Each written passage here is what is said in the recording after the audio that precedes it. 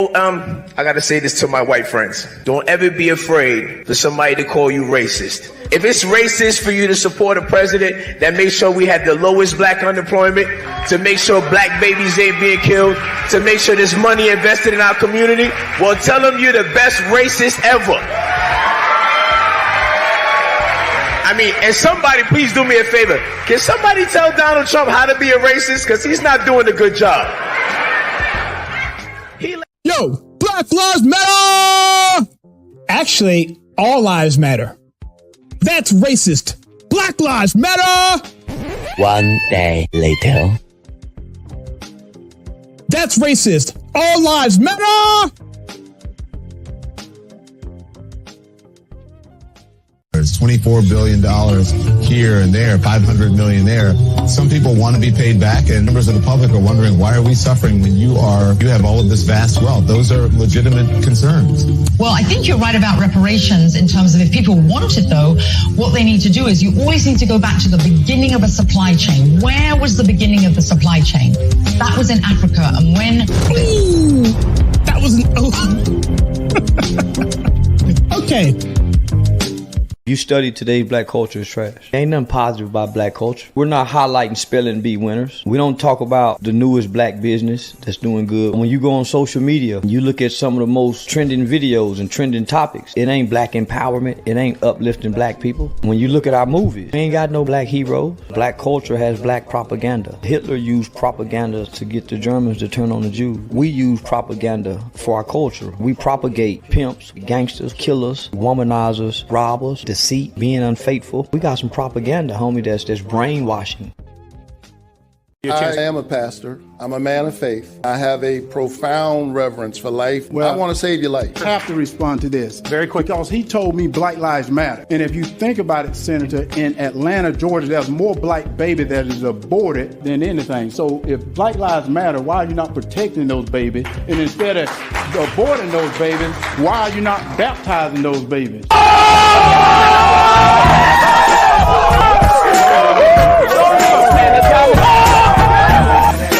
The Woman King is a modern-day version of D.W. Griffith's The Birth of a Nation. The 1915 silent film was used to promote racism through its false narratives. The Woman King does the same thing. It lies and misappropriates history, leaving the viewer into thinking that the Dahomey tribe eradicated slavery from within their ranks. They did not. Instead, they continued on with impunity. Yet, people still make excuses. Some people refuse to put any blame whatsoever on Africa for their huge part in the slave trade. Now, why is that?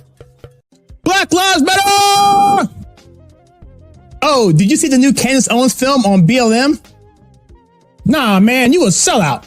Oh, you mean BLM raising nearly $80 million, but almost zero money going to the black community? Building several lavish multi-million-dollar properties in affluent all-white neighborhoods and investing $32 million in Wall Street? You mean that kind of a sellout?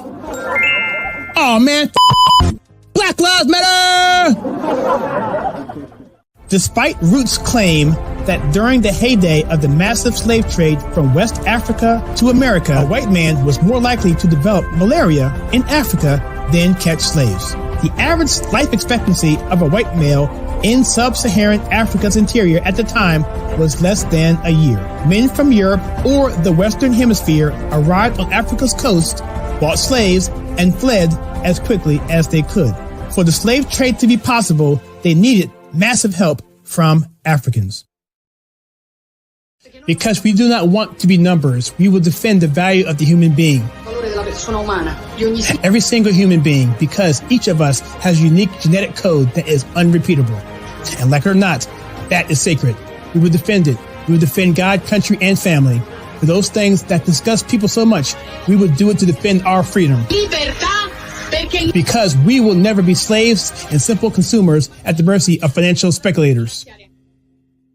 Well, I think it's time we ask ourselves if we still know the freedoms that were intended for us by the founding fathers. Not too long ago, two friends of mine were talking to a Cuban refugee, a businessman who had escaped from Castro. And in the midst of his story, one of my friends turned to the other and said, "We don't know how lucky we are." And the Cuban stopped and said, "How lucky you are. I had some place to escape to." And in that sentence, he told us the entire story. If we lose freedom here, there's no place to escape to. This is the last stand on earth. This is what Reagan later meant by "we are a shining city on a hill."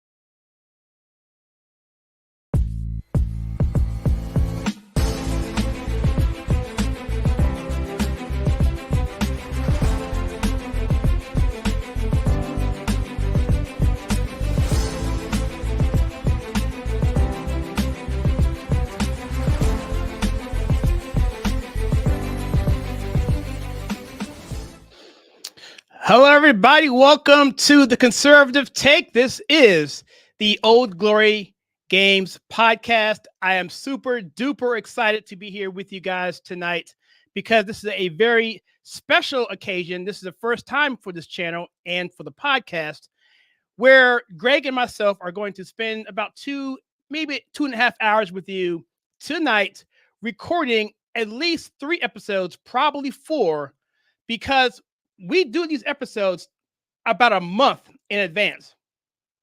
So the stuff that's happening now, you won't hear about it for like another month based on our schedule. I mean, we have 5 in the can right now. So I say, Greg, you know what? Let's get together and let's do a show talking about the things that are pertinent to right now, like this Harrison Butker and this Tyson fight and the Tyson fight coming up. Two different Tysons, but you know what I mean. And also an opportunity for us to do some Q&A. So with that being said, I'm going to bring my partner in crime, Mr. Greg, in here. And let me ask him, is he as excited as I am? All righty. Well, good evening. I hope you're doing well. I'm super excited to be doing this live, and I'll be very interested to see and hear what our listeners have to say and the questions that they have for us. So yeah, really looking forward to it. So fantastic. And so what we're going to do, guys, we're actually going to do 4 segments. So I'm actually going to retreat this as a recording session. Typically, Greg and I, we do this offline. So when we agree, I'm going to start and we're going to kick into the first episode, which I'm not sure what we're going to call it number wise. It'll probably end up being 13, but I won't say it. I'll probably put that in post. However, Greg, do you have anything to say before we get started, or do you want to just kick in and do it right now? Well, and by the way, guys, if you want to ask a question, go ahead and put it into the comments. I can throw them on the screen as well. If you don't want to be seen in terms of it being public, just make a note of that, put an asterisk by it, or say, hey, this is private, and I won't put it on the screen to be shown publicly. But Greg, is there anything you want to say before we start the first episode, which is going to be basically the Harrison Butker thing, which we talked about in the green room? yes, so I would just like to say thank you so much to all the folks that listen to us on a weekly basis through whatever forum or platform that you do that through. We really do appreciate it, and we hope and we pray that what we're doing somehow impacts you in a positive way, and hopefully something we say here this evening will have the same impact. So thank you again. We appreciate it. Well said. All right, guys, let's get this thing going. And so let's start off right here. Hello, everybody. My name is Kyle. This is the Old Glory Games podcast. And this episode, we're going to talk about the controversy going on with Harrison Butker and the comments that he made. Well, actually, he gave a speech, about 20-minute speech at a private Catholic school, small Catholic school. And somehow people are really upset about this. And we have some clips here that we can show you. But Greg, I think you had something specifically to talk about. I can lead into this thing that we saw from Jillian from The Biggest Loser, or do you want to just do that first?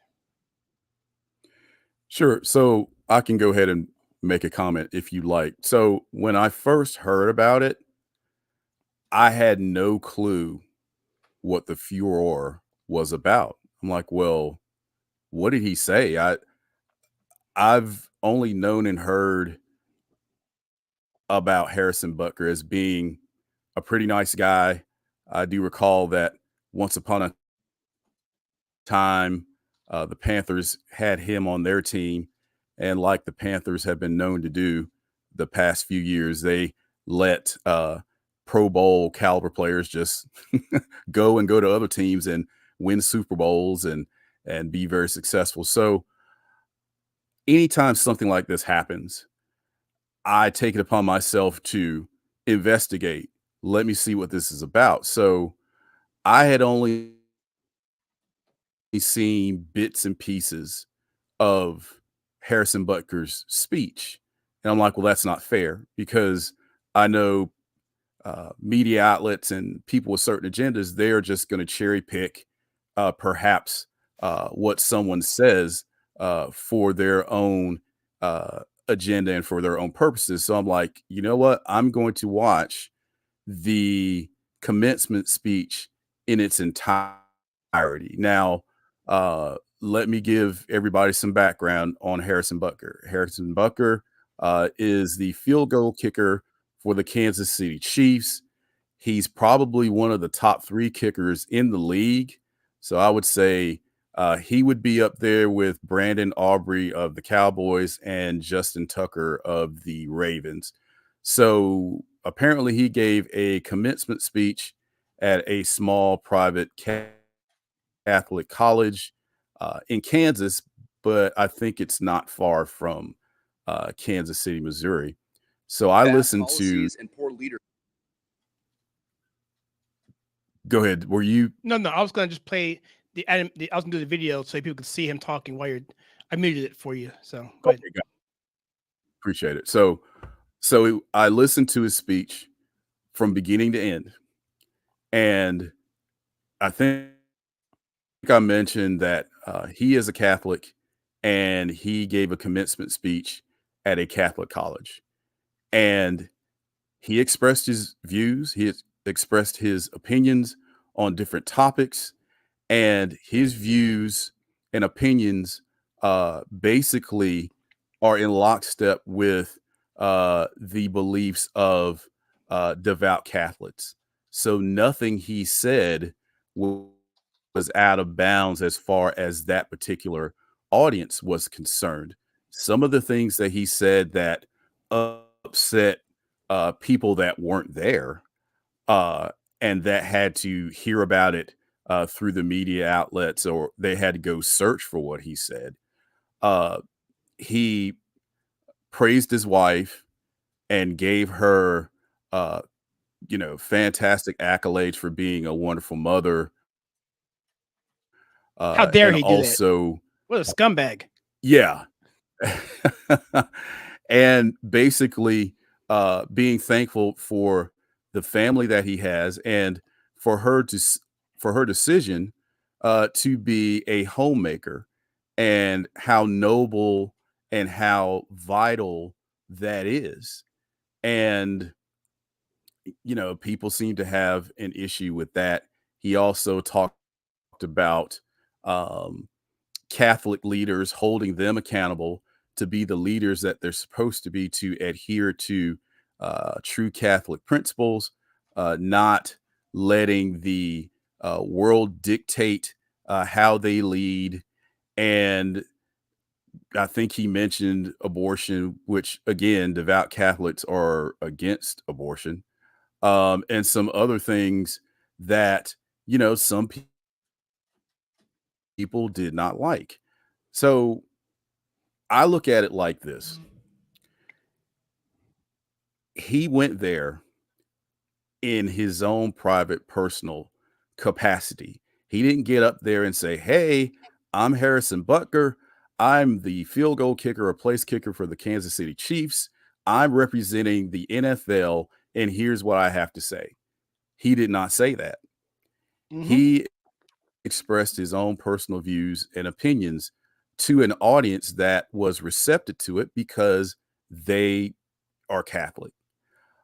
I feel like that the people that are offended by what he said, I'm just not understanding, because you weren't the target of his comments. You weren't there. You weren't in the audience. So, right. So you had to search to see what he said.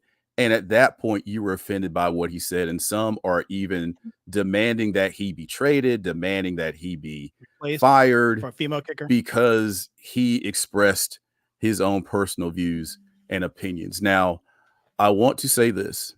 I'm not making light or dismissing anybody that disagrees with Harrison Butker. That is your prerogative. You can disagree with whomever you choose. However, to me, taking it a step further, and being offended by what he said and then demanding that he be removed, basically, our cancel culture. To me, that's wrong. If the people that were in the audience were offended by what he said, why are you offended? Especially after you had to go look for what he said. So Right. and I'm sure we'll get into this in a little while. So his coach came out and supported him, his quarterback, the owner's wife, and I'll read what she said once we get into some detail about some of the things he said. And basically, for the most part, the people that agree with him, they agree with him. But even people that don't agree with him but support him basically came out and say, hey, I don't agree with everything he said, but you know what? He's a stand-up guy. He is a high character guy, and I support him. I don't have to agree with everything he says for him to be in my circle, for him to be a friend or a coworker or whatever the case may be. And to me, that's the way it ought to be. I have friends that are polar opposite from me when it comes to social issues, politics, what have you. But guess what? They're still my friend. I'm not going to exclude you as a friend because you don't agree with everything I agree with. And I think we've lost a lot of that in America. Just because I disagree with you does not mean I hate you. And I think that's what this boils down to. The uproar over what he said, I'm just really scratching my head. Again, I listened to his speech in its entirety. I'm like, what is wrong with what he just said? So, Kyle, I'll kick it back to you. I know you have some things displayed there. And, once we get into some of the, I guess, specific things he said, I can follow up with what the wife of the team owner said. She was not offended by what he said. And it seems like either some groups of women were directly offended or some other people were offended for those women. But on the flip side, the sales of Harrison Butker's women's jerseys are skyrocketing. I think they're selling out, but they are really moving off the shelves. I didn't even know he had jerseys. I mean, he's a place kicker. It's not like it's not like you see a lot of people walking around with a field goal kicker's jersey, but his his are selling like hotcakes. George Blanda, maybe. Yeah, maybe George Blanda or Mark Mosley. I think you can. I love Mark Mosley. Mark Mosley, baby. Yeah, straight on kicker. But yeah, so I think you have a lot of people that are fine with what he said and support him. And again, there are some other people that don't necessarily agree with what he said, but they still support him. So to me, he expressed views along the lines of his Catholic beliefs, along the lines of the folks in the audience. And that speech was not intended for anybody else outside of who was in the audience that day. Yeah, exactly. And Tracy, thank you for that comment there. Amen. 100%. I have a lot to unpack here. I'm just going to go through this like a lightning round sort of thing. There's a meme out there that basically says, right, it's a picture of what they call NPCs, which are non-playable characters. It's an analogy for video game playing things that just move around in the background because they just move around. They do whatever the programmer tells them to do. An NPC is a person who basically gets offended based on what people tell them to be offended for. And there's a meme on that, several actually. This is nothing more than cultural Marxism. Let's just be clear. All right. This is opportunists coming in to jump onto a topic because it's very popular to force their own agenda. And the hypocrisy is obvious. And the reason why it's obvious to us is because we're actually sane. But the reason why it's not obvious to them is because the mantra for the Marxists essentially is the issue is never the issue. The issue is always the revolution. So as long as the ends justify the means, or maybe I said it backwards, whatever, that is what's important to them. And so that's the thing there. And so he's just another victim of this sort of thing.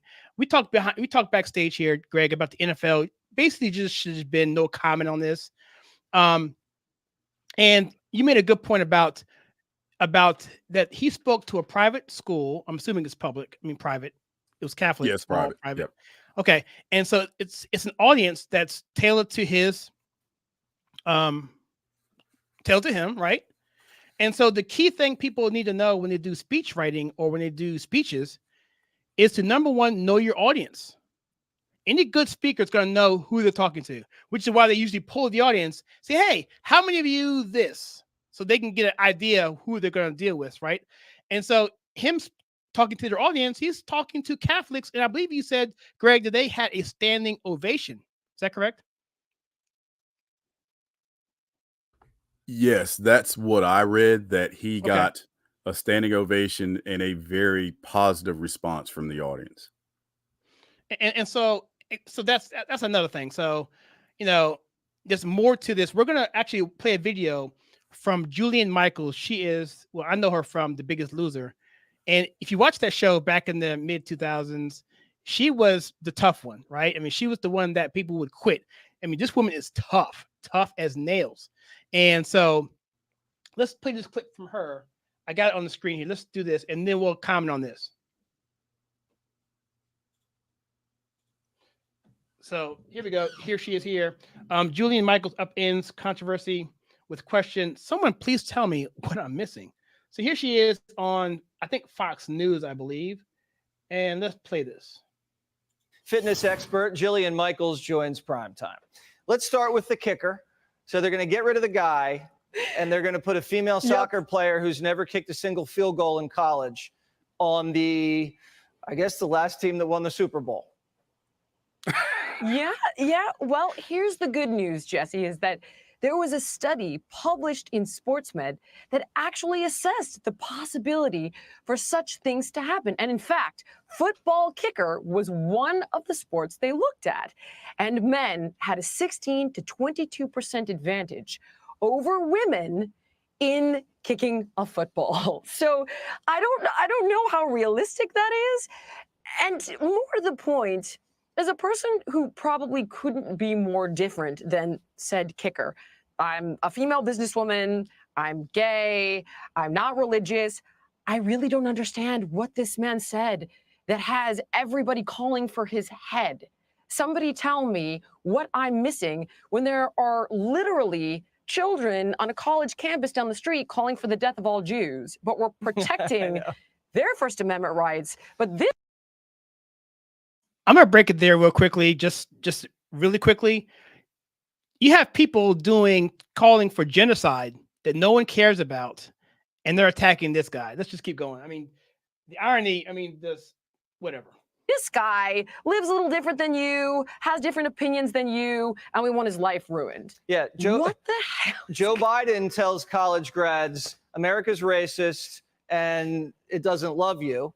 And then this kicker says, yeah, you're probably excited to have kids and maybe fall in love. And this guy's on the chopping block, and he could be president again. What about this trans runner? How about the trans runner that's smoking all the women, and if you raise a stink, you're canceled?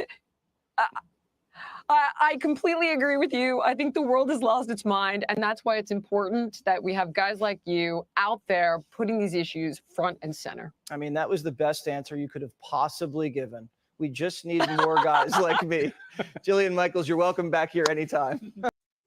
So, Greg, what's your comments on that? I mean, I mentioned my thing about across the town, they're doing genocide calls, but this guy here who's a kicker, which, by the way, I mean, it sounds like, first of all, well, I don't want to get into that, but it seems like you have a kicker here, which, by the way, he's really, really good, by the way. He holds the record for the longest Super Bowl field goal, 57 yards, and he looks like a really, really good teammate too. When we'll see a clip from the quarterback who's the head of that team, Mahomes. But what are your thoughts on that particular take from Jillian Michaels? I think that is a prime example of how we should be as human beings. Jillian Michaels probably couldn't be any more different from Harrison Butker than you can get. I mean, she talked about these stark differences, and she had no problem with what he said. Now, if you're going to be offended, you would think if anybody would be offended,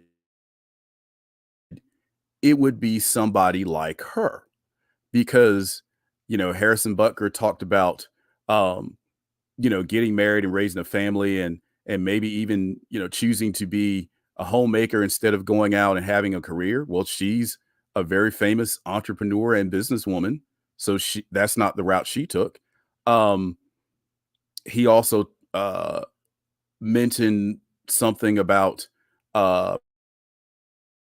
Pride Month. To me, it wasn't really offensive. He was talking about pride in general, and then he made the statement, well, we have a month dedicated to that. But he talked about the deadly sin of pride, and then he made that statement. Well, I'm like, well, I don't see what the problem is. She's gay, and she had no issue with his speech. Politically, I'm sure they're polar opposites as well. But at the end of the day, she's like, I don't understand what the big deal is. He has a right to his opinion, and she has a right to hers. She has a right to disagree with what he said. But just because she disagrees, that does not give her the right to try to have him canceled or fired. And she did make a good point that there are colleges right near there where you have students calling for the death of Jews, harm to Jews, Jewish students that are being harassed simply because they're Jewish, and these misguided students harassing them over a situation in the Middle East they likely don't even fully understand. So you have all of that going on, and we are focusing our vitriol towards a field goal kicker who I'm sorry. who spoke to, I mean, yeah, it's laughable when you say it out loud, right? They're having a fit about a field goal kicker who goes to a private Catholic college to uplift them and inspire them and talk to them about living true to the godly principles and virtues and values that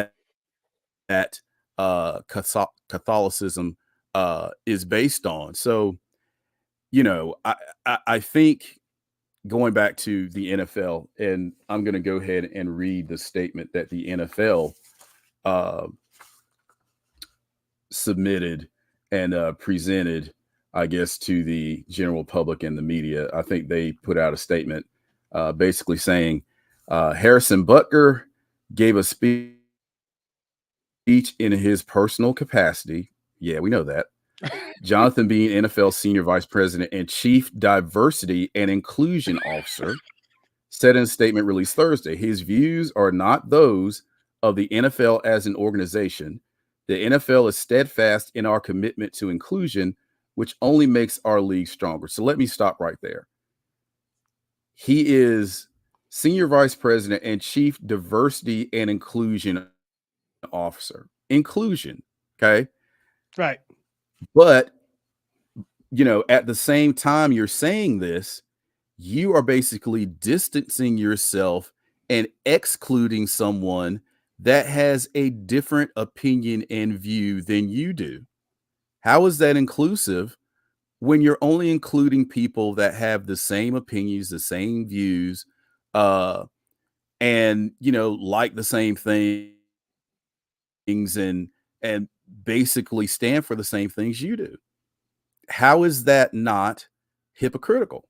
And I'll go back to, I guess it was 2020 or somewhere in there, when you had NFL players across the league kneeling during the playing of the national anthem. So let's look at the two. Harrison Butker speaking at a private gathering in a private and personal capacity, speaking to Catholic students. He's Catholic. That's his audience. Not a national forum, not an international forum, private setting. Now let's go to the NFL players that chose to kneel during the national anthem.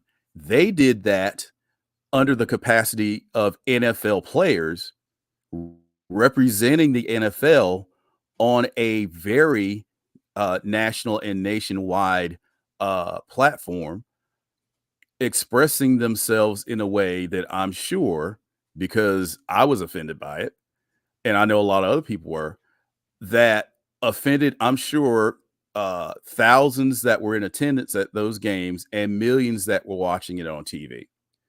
So Harrison Butker, a private citizen, NFL players kneeling, they literally have the NFL shield on their jerseys. They're representing the NFL, and they are acting in a way that is very divisive, very offensive to a lot of Americans, both at the games and watching.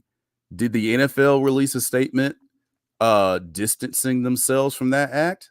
I don't recall one. Do you? Nope.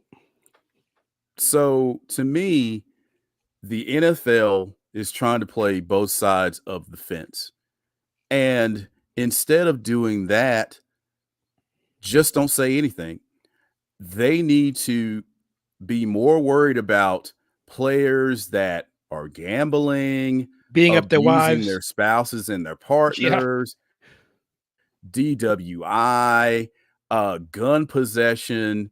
The list goes on. They need to be more worried about players that engage in those activities than worrying about Harrison Butker giving a commencement speech at a small Catholic college. So I think the NFL is not helping, because when you distance yourself from something or somebody, you are suggesting that that person and what that person said is very bad.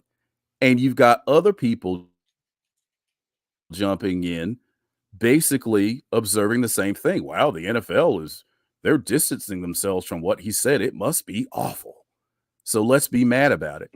So the NFL is not helping. And they really should have just stayed out of it. They should have just stayed out of it.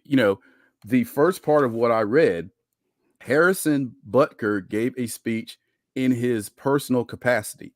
That should have been the end of it. That should have been the end of it. Exactly right. 100%. Yeah. There's no need to go any further with the statement. But since they insisted on doing that, now you're making it an issue when there should be no issue. So I'm going to read what the wife of the Kansas City Chiefs team owner said. She says, affirming motherhood and praising your wife, as well as highlighting the sacrifice and dedication it takes to be a mother, is not bigoted. Tavia Hunt wrote on Instagram, it is empowering to acknowledge that a woman's hard work in raising children is not in vain. Countless highly educated women devote their lives to nurturing and guiding their children. The owner of the team said that. Yep. I'm looking at and she's a woman, by the way. So no, I think you segue right into the segment I want to talk about. I'm looking at my notes here. It says, brief discussion connecting the Butker topic to broader conservative values in sports. You just nailed it right there. You nailed it. I mean, continue with your thought. I'll wrap it up with. I was going to get into some other things too, but on this, but we can go on for probably 3 hours on this. But go on, finish your thought there. Yeah. Well, the only other thing I was going to say. Yeah, appreciate it. So the only other thing I was going to say is just in summary. I think we have so many other more serious and critical issues, not just in sports, but in our society today. And Jillian Michaels touched on one of them that's absolutely troubling and shameful. Jewish people that are being attacked simply because they're Jewish And isn't that racist and bigoted? It certainly is. And over what's happening in the Middle East, that's a serious problem. We have other problems going on in society that I'm sure we're all well aware of. Things that are more critical and deserve our attention a whole lot more than what a field goal kicker said at a commencement speech. I mean, I can't make this stuff up. And to me, we have too many people across the board that spend too much time being told what to be offended by, being told what to think, and basically looking for something to be triggered over.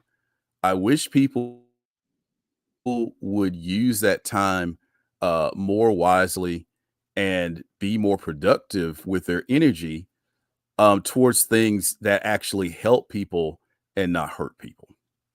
Perfect. And Tracy, thank you so much. You segued perfectly into what I was going to talk about. I'm glad you put that up there. She says, it all boils down to him believing something that was biblical and speaking about it. The world is sad. And I would take it a certain level deeper than that. I would go as far as saying demonic, but this is a family program. I don't want to go too much into that because it's ugly. So, but you mentioned the only argument that I can roughly see that the left could really come at him with is, and I'm not saying I agree with this, but they could say, hey, well, he attacked pride. He attacked pride. Well, based on the context that you told me, Greg, because I didn't watch the whole speech. I should have, but I didn't. Frankly, I didn't care what he said because there's something called the First Amendment. So there was that. So I'm glad you read it. Listen to it so you could give us specifics. But all in all, I really didn't care what he said. But by him saying pride in the context that you mentioned, Greg, pride, that was a biblical reference. The Bible's been around, last I checked, about 6,000 years, roughly. I mean, so I'm like, so it wasn't his fault that the LGBTQ movement chose that word. Pride was an element of a biblical standpoint way back from a theological standpoint about pride being, the downfall, the pride being the fall of Satan, wasn't it? Lucifer was in heaven. He was prideful. He thought he could be God, and God cast him out. It was pride. That was the original, in that case, sin on his part. So it's not Butker's fault that that was the original point of his topic. They happened to they associated their cause with that word. So that should have been mutually exclusive. It shouldn't even been an issue. But these are virtue signalers, and they want to engage in this cultural Marxism because they want to advance their own agenda. And so, yes, so Tracy, you're absolutely right. And so deeper than what I just said, the foundation of our society is built on the family. And I'll say this as well, that I had a person say this on Facebook, and I commented, she was mad that she felt that he attacked traditional marriage and that he was coming down on people who decided to go work and not be a stay-at-home mother, so to speak. I'm like, I don't think he did that. He didn't. He's just saying it's an option, and to encourage people to do it, that there's actually fulfillment in that, because what we're seeing now in society is being a stay-at-home mom means you're a bumpkin, you're out of step, you're not progressive, and you're not living your best life. But survey after survey after survey says that women who spend time with their kids, particularly those who are home with their kids, more times than they can be if they were working, are much happier people. And that statistic has been there for decades. And the Bible speaks to that as well. So yes, Tracy, it does come down to biblical points, and speaking out on it really infuriates the left. And I won't get into that because I think it falls into a certain level of well, we'll leave it there, Greg.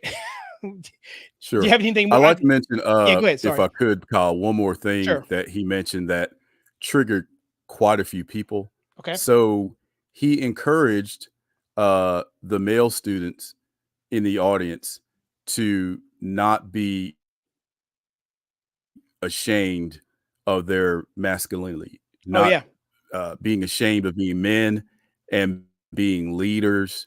He encouraged them to embrace that role, and that masculinity has its place and men in society have a certain place. And he mentioned fatherless homes and the problems that that situation is causing.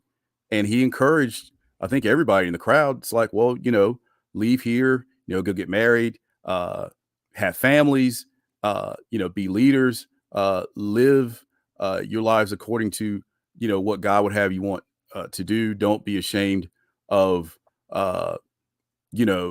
your life and you're living for God and all of those things. And, touching on that topic that a lot of people don't want to talk about, as far as men and fathers not being in the homes. Guess who mentioned that several years ago, specifically saying that, and I think he may have been speaking specifically about Black families, that Obama? Yes, that Black fathers not being in the home is causing issues with young Black men. They are incarcerated at a much higher rate than those that are in homes with two parents and have the father in the home. President Obama said that. So if you want to be mad at Harrison Butker mentioning that, President Obama said it too. So again, I said all that to say this again, with people getting so offended so easily, it's very frustrating, because when you are easily offended, you tend not to take it all in and listen to everything within its own context. Now, a lot of people got mad with what Harrison Butker said because they saw 2 or 3 excerpts from a 20-minute speech. Exactly. And they just jumped up and got upset about it. Well, guess what? Did you watch and listen to the whole thing? I bet you didn't. If you had listened to all that within its proper context, maybe you might not get so mad. But, some people, they're going to get mad regardless. So, but I feel like, come on, folks, take a deep breath and just, look at these things and look at them with a more, balanced eye. And at the end of the day, look at what Harrison Butker said in its totality. And if somebody like Jillian Michaels says, this is a nothing burger, do people still say that, nothing burger? I guess they do. I'll have to ask my kids. But anyway, this is a nothing burger. If somebody like her, who is just about as different from Harrison Butker as you can be, if somebody like her can get on national TV and say, hey, this is nothing, what are we getting mad about? Then shouldn't everybody have that same attitude? So that's about all I have to say on Harrison Butker. To me, be strong and don't let this deter you from doing what you did. And, more people support you than you probably realize. And, I think it was good for his teammates and his coach to come out and support him, even though they don't agree with him. And, the term agree to disagree, I think we've forgotten how to do that as a society. Again, if I disagree with you, that doesn't mean I hate you. I just disagree. We can still be friends. I want us to still be friends, because when we are different from each other, that's how we learn and grow. If we were all the same and thought the same and believed the same things, it'd be a pretty boring world, wouldn't it? Yes. So, give Harrison Butker a break. I mean, he really didn't say anything that was really bad. I think people are looking for things to be offended by. And again, his audience was a Catholic, private Catholic, devoutly Catholic school. And what he said was along the lines of what their values are and what they believe. Yeah. In the story. And I was going to comment. I was going to show the clip of the quarterback, Patrick Mahomes, but I'm not going to show that clip. Basically, he said, and the reason why I didn't like what I liked what he said, him defending him, but it wasn't about the issue of him having free speech and being able to say what he wants to say on his own time, but it was just like, he's a nice guy, leave him alone. And so I appreciate that, but like you said, Greg, I don't think they necessarily agreed with him, but I think they supported him as a person, which is, I'll take that. And also there was something dealing with them trying to replace him with a kicker who happens to be female. And that gets into the whole thing about, the Marxism part of it, where people are just trying to push their own agenda. They don't care about this. All they want to do is get a female kicker in there for whatever reason. It goes on to other things we say on this channel all the time about how a minority of people try to hijack or hijack a particular TV show, movement, whatever it may be, so that they can get something across because they can't do it themselves because no one actually really agrees with them. So they just hijack whatever and swarp something else. So I think we covered that pretty well. And so with that, unless there's anything else you want to talk about, Greg, on this topic, I think now's a good breaking point to take a quick break and go on to the next topic. I think we're going to deal with the Tyson Fury and Usyk fight and how that is shaking out with boxing and it's heavyweight boxing back like it was back in the 90s and even before that, going back to Frazier and Foreman and those guys. So, Greg, do you think you have covered this well enough, or you want to just jump on into the next section? I think we've beat this horse enough, don't you? I think we did for 30 minutes. I think we did about as good as we could do. And so I think with that, I think we'll just drop it there. And I'll leave a statement here saying, guys, if you want to have questions for us, you can go to your email and type in podcasts@theconservativetake.com right there below. Actually, you go to podcast@theconservativetake.com or questions@theconservativetake.com, either one, and you can leave us questions, or if you're watching this, just leave it now in the comments and we'll get to it before we wrap up today. Okay, so with that, we're going to take, let's say, a quick break. We'll come back probably about 5 minutes. I'd say 8:53. How about 8:54? How about that? 8:55. And we'll be back then, and we'll start our next segment, which will be dealing with a little bit of boxing. Will be the first time we've talked about that topic on this channel. So, all right, looking forward to it. Looking forward to it, guys. So we'll see you in a few. See you then.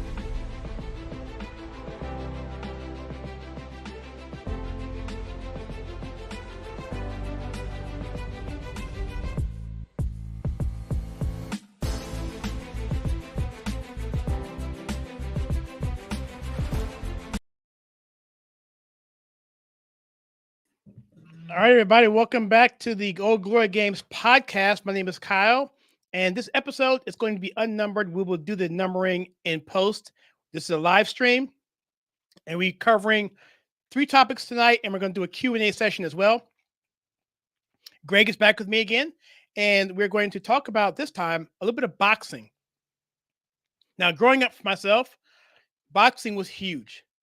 I mean, I grew up at a time when there wasn't any cable, and they would put on heavyweight matches on ABC in the middle of the day. But the first match I remember watching was, believe it or not, it was Muhammad Ali versus Leon Spinks. And so I'm going to bring Greg in here to comment on that last statement because, I want to hear what he has to say about that. Greg, how you doing? I'm doing well. I hope you are. And I'm very excited to talk boxing. I think this is the first time since we started doing the show that we've talked about boxing. I'm like you. I was a huge boxing fan when I was a kid. And for those of you all listening that aren't aware, pay-per-view wasn't a thing back in the 60s and 70s. I mean, they may have had closed circuit where you would go to like theaters and see a fight, but pay-per-view wasn't a thing then. A lot of your big championship fights were actually on free TV. I remember the fight you were just talking about, Kyle, both of them with Leon Spinks, and they were on regular TV. I think the first fight where he fought Spinks and unfortunately lost, I think that was on CBS, if I'm not mistaken. And then I think the second fight where Ali beat Spinks to regain his title for the third time, which was unprecedented in heavyweight boxing. I believe that was on ABC. So to me, that was the golden age and heyday of heavyweight boxing, because if you look at the 70s, I mean, of course, you've got Muhammad Ali, you've got Joe Frazier, you've got George Foreman, you've got Ken Norton, you've got Ron Lyle, you've got Ernie Shavers, you've got Larry Holmes, you've got Jerry Quarry. Wow. On and on and on. You had Leon Spinks later in the 70s. But, I mean, the list of guys I just read, and I know I probably left a couple of guys out, very formidable roster of legendary Hall of Fame fighters. So, as you can imagine, the heavyweight division is the glamour division of boxing, because you've got bigger guys that can knock guys out with one punch, and just the anticipation and excitement of a heavyweight fight. There's nothing like it. And as a kid, being able to watch my all-time favorite fighter, Muhammad Ali, fight on regular TV was just a thrill. And it was so exciting. And back then, if you were the heavyweight champion of the world, that was a huge deal. Huge deal. It's not like it is now. Everybody in the world knew who Muhammad Ali was, whether you were a boxing fan or not. And to go back even earlier than that, back before TV was really a thing and most folks would have to listen to fights on the radio, when Joe Louis was heavyweight champion of the world, I mean, that ranks right up there with titles and honors, presidents or dignitaries of different countries. I mean, I don't think I'm exaggerating there. I mean, heavyweight champion of the world back then, I mean, that was a tremendous deal. And just about everybody worldwide knew who the heavyweight champ was. That carried a lot of weight. So I think that brings us to today, where boxing isn't what it was. Boxing used to be, one of the top sports in this country, right along with baseball. And boxing now is more of a niche sport. I think MMA has overtaken boxing as far as fans and having people's interest. I still love boxing. I'm disappointed that boxing does not have the same place in sports society as far as interest. But I think as a sport, if boxing can get their act together and give the fans the fights that they want to see, stop having all of these multiple alphabet organizations and titles that basically waters down and diminishes the significance of being a champion, I think boxing can maybe start to make a comeback. And that brings us to the fight that we're going to talk about that happened, I believe, this past weekend between Oleksandr Usyk and the widely regarded true champion of the world, Tyson Fury. Now, Usyk came into the fight 21-0 with 14 knockouts. And he was coming off a real huge victory against Anthony Joshua. For you real avid boxing fans that knows who that is, Usyk was the heavyweight champion of all the major boxing organizations. So give me a minute. So while I list, it's like 10 of them. WBC, WBA, WBO, IBF. When I was a kid, it was just WBC and maybe WBA, but now they're like 4 or 5. Yeah.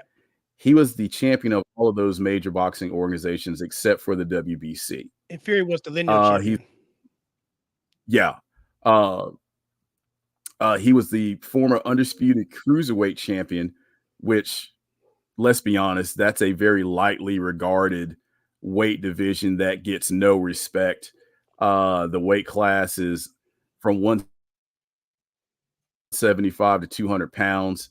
Probably the most well-renowned and famous member of the cruiserweight division was Evander Holyfield, and we all know what he went on to do in the heavyweight division. But people don't pay cruiserweights much attention, and that's probably another reason why Fury did not take Usyk very seriously.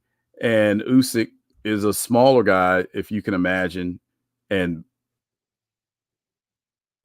he weighed in at 224 pounds. So not real small, but compared to Fury, he certainly was. And that may be another reason why Fury may have underestimated him a little bit. So Tyson Fury, he was also undefeated. He was 34-0 with 1 draw going into that fight with 24 knockouts. He was the WBC Ring Magazine. And if you don't know what Ring Magazine is, I think they call it the Bible of boxing. I mean, it's the gold standard as far as boxing publications. And if Ring Magazine says you're the champ, you're the champ. I mean, you just are. I mean, they have a Ring Magazine belt. What's that? Looks like the Rocky belt from Rocky. Yeah. I mean, very classy. Yeah. It's got the pictures of past champions, going way back. I think Jack Johnson might be on there, and Jack Dempsey and guys like that from way, way back. Their pictures are on that. And that's also the lineal champion, right? The man who lineal champion. Yeah, that's basically what lineal means. It, basically boxing purists and avid fans, the man, like you said, that beat the man that was the recognized champion. So Tyson Fury was also the lineal champ. In today's boxing, title unifications are rare.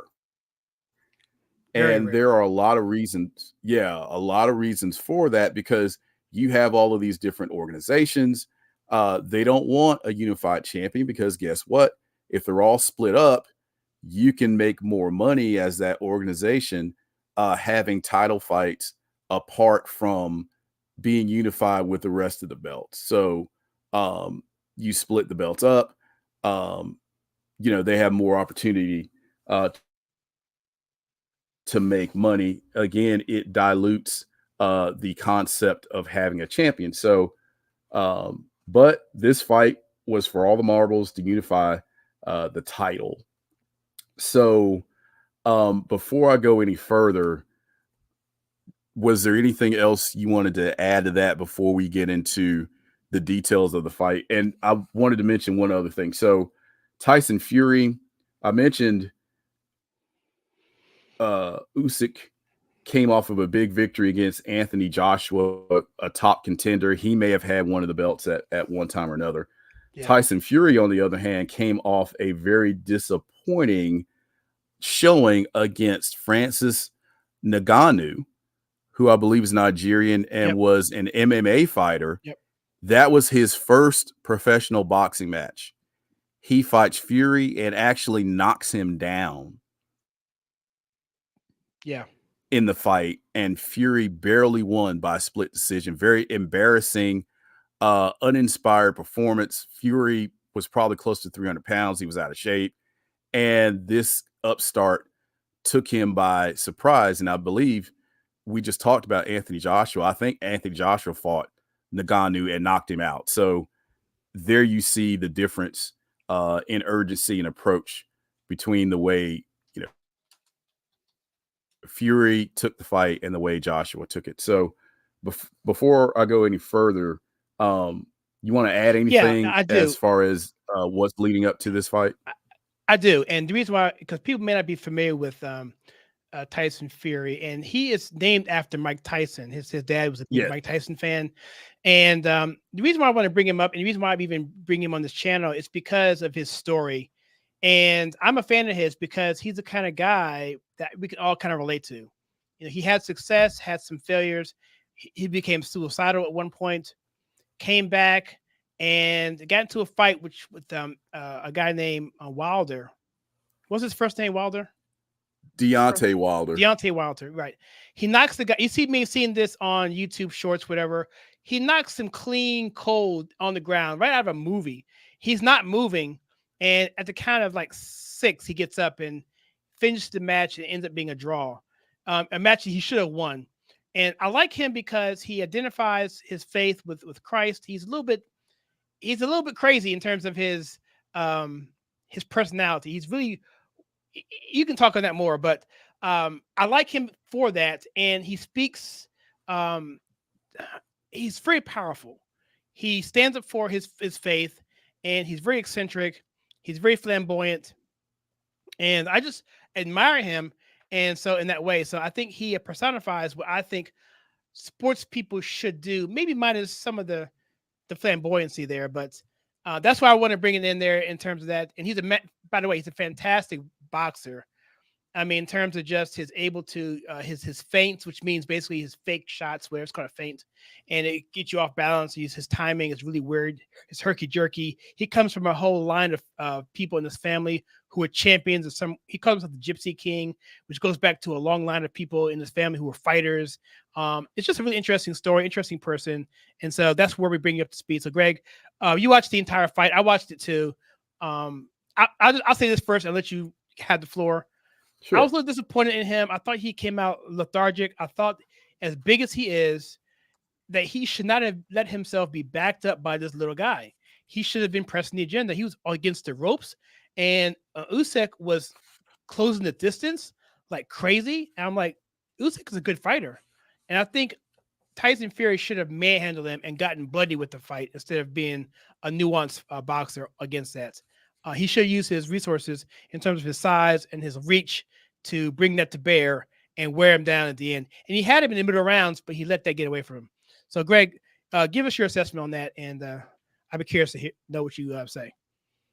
Sure. So I actually, scored the fight myself. I know that it was a split decision and it was close. So I wanted to see, first time I watched it and the only time I watched it earlier today, what I thought round by round. So to your point, the first couple of rounds, Fury, it was kind of a slow start. He focused on trying to psych out Usyk, yes, with the feints and the taunts, and it really wasn't working.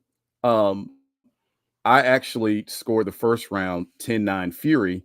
I think he did just enough to win the round. Not that he did a lot, but I think he did more than Usyk, who I think was basically trying to feel Fury out, trying to get his timing and his rhythm down. The second round, Usyk came out a little bit better, a little bit more aggressive. He landed some shots to Fury's head, working the head and the body.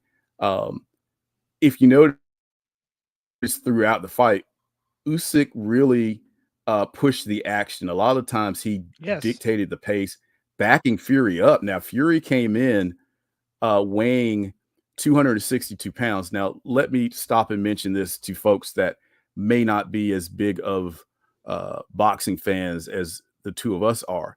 So, leading up to a fight, they weigh these guys like a day or two before the actual fight. So a lot of times guys will, try to burn, some weight off, just about dehydrate themselves to try to get their weight down before the weigh-in.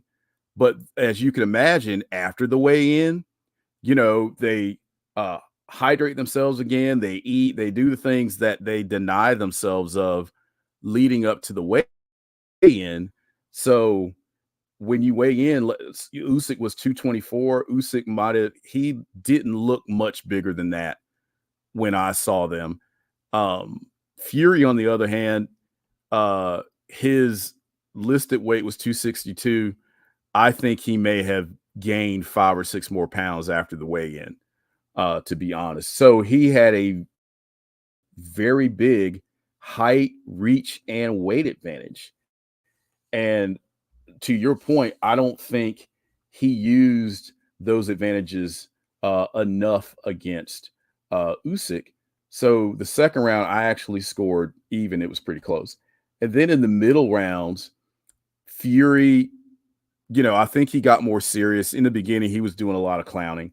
But I think once he saw Usyk was serious and came to fight and not somebody he should take lightly, because Usyk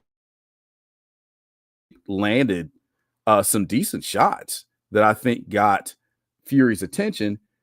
Fury was sitting down on his punches, throwing heavier punches, backing Usyk up. He was a lot more active and accurate with his jab, using his advantages, his reach, his weight. He started tying Usyk up, leaning on him, trying to tire him out.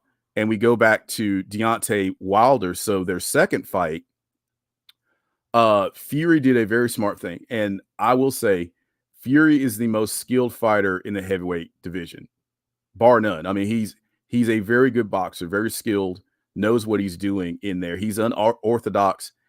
He's not the most graceful fighter in the world, but as far as skill, he's the most skilled heavyweight in the division, especially for that size. So what he did against Wilder the second time, he's like, look, because I think for that fight, he might have been 280 or 290, and he would get Wilder in the corner and just lean all his weight on him.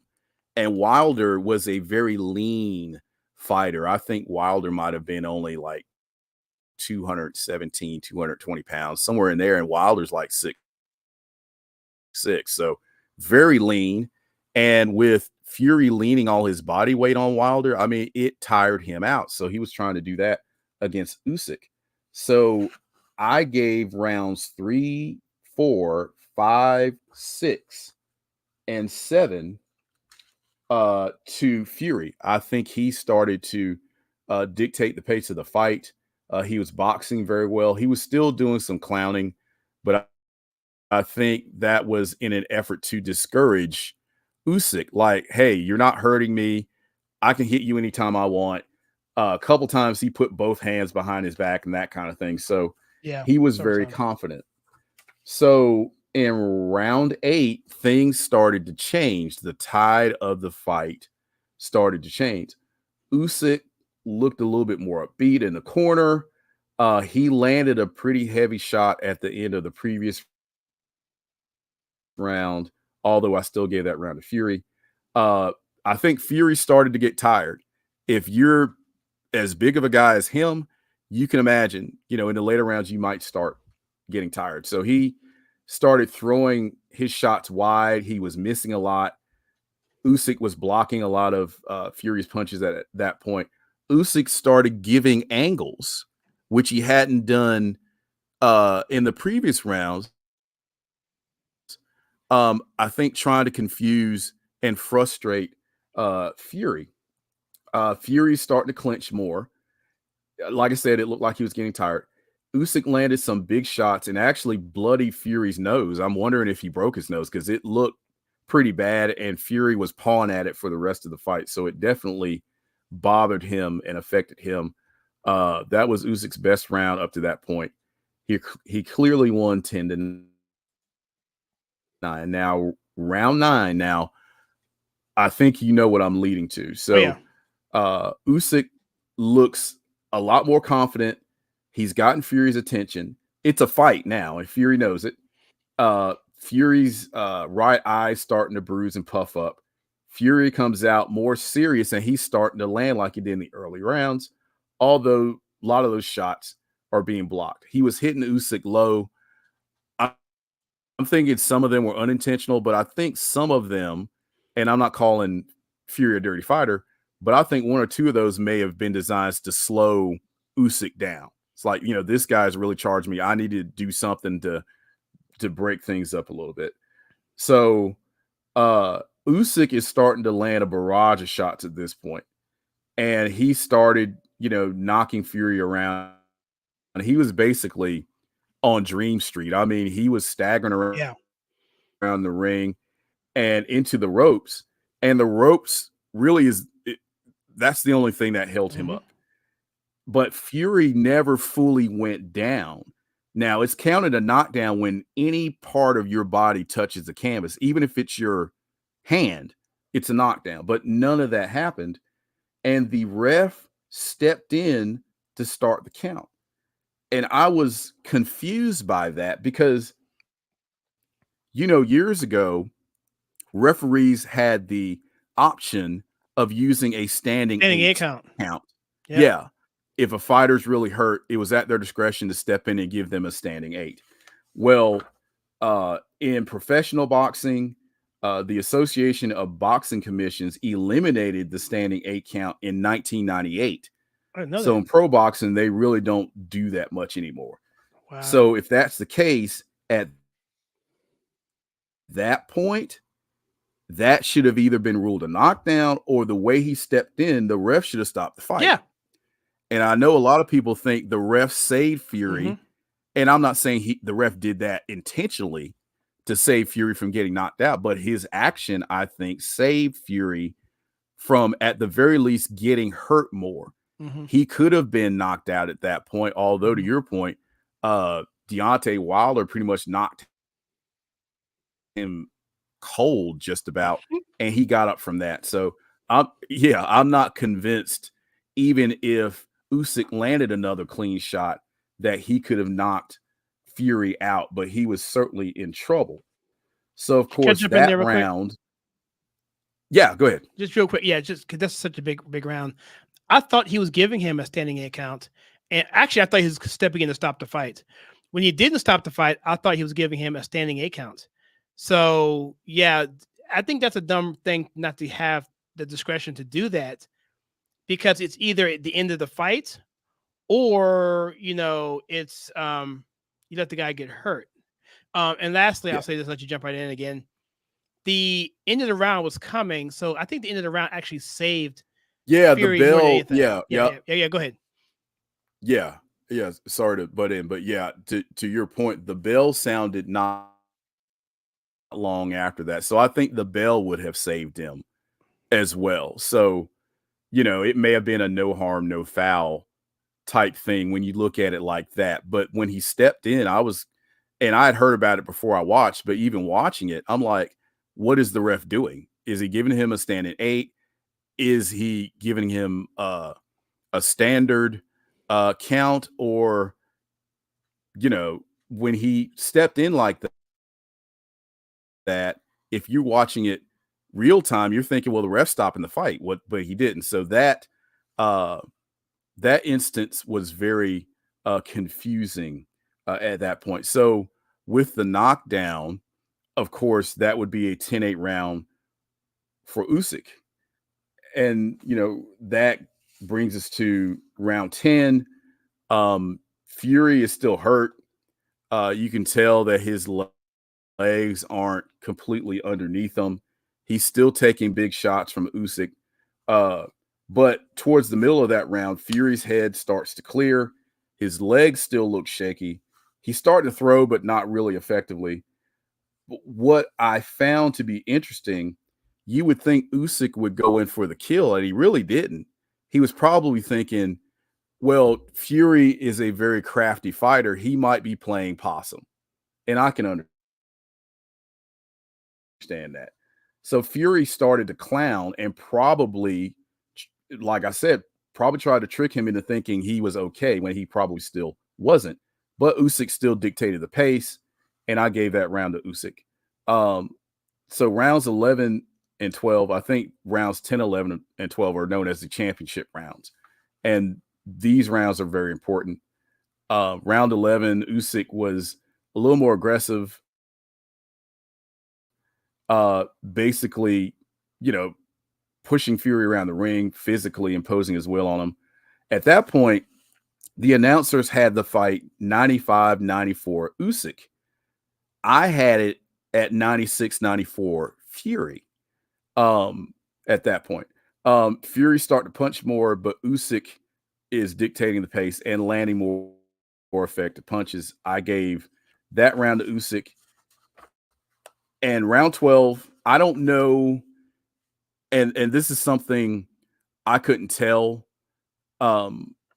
I think Fury's corner was still confident that he was ahead because I didn't hear a sense of urgency. Like, you got to go knock this guy out. I think they were more like, just keep doing what you're doing. You're hurting this guy, that kind of thing. You're blowing it, buddy. You're blowing it. Yeah, you're blowing it, kid. You're blowing it. So Fury comes out in round 12 and he immediately starts to hold. And I think at that point, he's basically trying to run out the clock because he thinks he's ahead. He basically seemed to be like in safety mode, although he's still throwing, but not with conviction like he did earlier in the fight. Usyk is pressing and landing the bigger shots. I think at that point, especially toward the end, Fury tried to steal the round. Fury looked better, but I gave Usyk that round, but it was close. So the judges scored it, and you could look at Fury and tell he was very confident. I think he thought he won the fight. The judges scored it 115-112 Usyk, 114-113 Fury, and 114-113 Usyk. I had it 114-114. I had it a draw. And I was trying to be as unbiased and objective as possible. I'm not a real big Tyson Fury fan, so before I watched it, I was hoping Usyk would win, but I'm like, I need to be objective here, so that's why I scored every round. And I had it a draw, but I do believe that round 2 that I scored it even. You could have easily given that round to Usyk, which would have been 114-113 Usyk, and that's how one of the judges scored it, and then one of the other judges scored it the same score except for Fury. So this fight was billed the fight of the century, and of course we hear that quite a bit over the years. Was actually. But yeah, 2000. 2000. Come on. Yeah, there's not a lot to compare it to. Let's be honest. Right. I mean, the bar was set a little bit low. I think the fight between Terrence Bud Crawford and Errol Spence, that had the potential of being something like that, but as dominant as Crawford was over Spence, it really didn't live up to it. But of course, when you hear that term fight of the century, we go back to Ali Frazier 1, because to me, that was the fight of that century for sure. All the buildup, all the excitement. You had 2 undefeated champions, just like you have here going into it. Who's the real champ? And you had that dynamic. So from that perspective, I understand why this fight was billed as such. So I'm going to say this, and then I'm going to kick it back over to you. To summarize what I saw. Tyson Fury is a big man. He is a large man. He's like what, 6'8", 6'9", Yep. and on a good day, 280 pounds. Easy. And yeah, and he is just so very skilled when it comes to boxing. He is not really a knockout puncher. He's not going to knock you out with one punch. He's going to wear you down, and then get you in the later rounds. I think he tries to pattern himself after Muhammad Ali, who I've mentioned before. That was my all-time favorite fighter. As far as boxing skill, I wouldn't put him up there with Ali, but he's certainly the class of the heavyweight division today. He doesn't move with the same grace and fluidity that Ali did, but as far as being a showman and an entertainer, he can remind you of Ali. I don't put him in the same class at all as far as ability or anything else like that, but you can tell that he's paying homage to Ali, which I think is a nice touch. But I think moving forward, what does this fight do as far as heavyweight boxing? I think and that's a big if, because quite frankly, these organizations are this side of corrupt. If these organizations get together and say, you know what, having a unified champion is good for the sport. Let's do what's good for the sport. Let's do what the fans want to see us do. Let's have a return bout with these two for the unified championship. But from what I read, that's not what's going to happen. One of the alphabet organization is going to strip Usyk of their version of the title because he's not going to face the mandatory challenger, which is not Fury, some guy we probably never heard of. Yeah. Instead of giving Fury a rematch, which that's what everybody wants to see. That's what's going to make the most money. But these organizations have their own ulterior motives as to why they just, strip guys of the titles for no real good reason other than, again, they want to make more money by splitting these titles up. So I think, as far as the landscape of the heavyweight division, I think there's some young up and coming, maybe American heavyweight fighters that I think if they are managed well and smartly and, giving them opponents that are a little tougher and, build them up and have them go along a trajectory towards challenging for the title, I think that would be good. I think the future is brighter for heavyweight boxing than it was even a few years ago. You still have guys hanging around that were big names even a couple years ago. We mentioned Deontay Wilder. King Kong Ruiz is another one. There are a couple other guys in there. We mentioned Anthony Joshua. I forgot Ruiz. Yeah. So, yeah, and he's something. He's a monster.